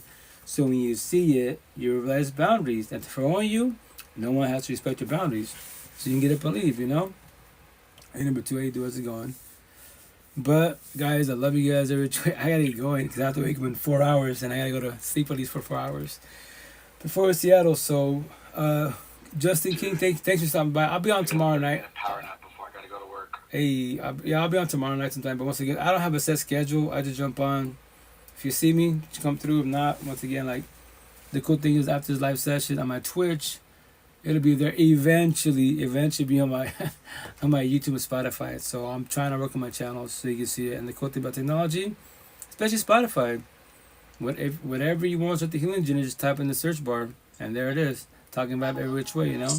So what's up? Well, I'm gonna be one of your followers now, man. So whenever so I'm following now, so I'll just turn notifications on, so I'll get a notification. That's the number one. Go on live, and if I can hop into it, I'll definitely hop into it. Oh, for sure, can hell yeah, most definitely. I tell you, you're doing hella good. I give you mad respect. You're doing better than I was at 24. Trust. So you're doing hella good. I recommend doing more lives, get more cell phones, and pay for it. Universe, do YouTube channel, Spotify, Twitch, and you'll do good. I promise that, because you're 24. I was not doing any of this. I was 39, so you're doing way better than I was. So yeah, hell yeah, King. Well, Justin, have a blessed night, King. Have a good night. Take that squad. Be safe. Take care. Ciao. Have a good night, guys. Stay blessed. And then Bigger Squad, love you guys. Take care. Have a good night. Be safe. I'm tired. Meet Me Squad, love you guys. Take care. Have a good night. Be safe. Both my Facebooks. Love you guys. Have a good night. Be safe. Lucky Squad. Love you guys. Take care. Have a night. Be safe. Clubhouse. Love you guys. Take care. Have a night. Be safe. IG Squad. Love you guys. Take care. Have a night. Be safe.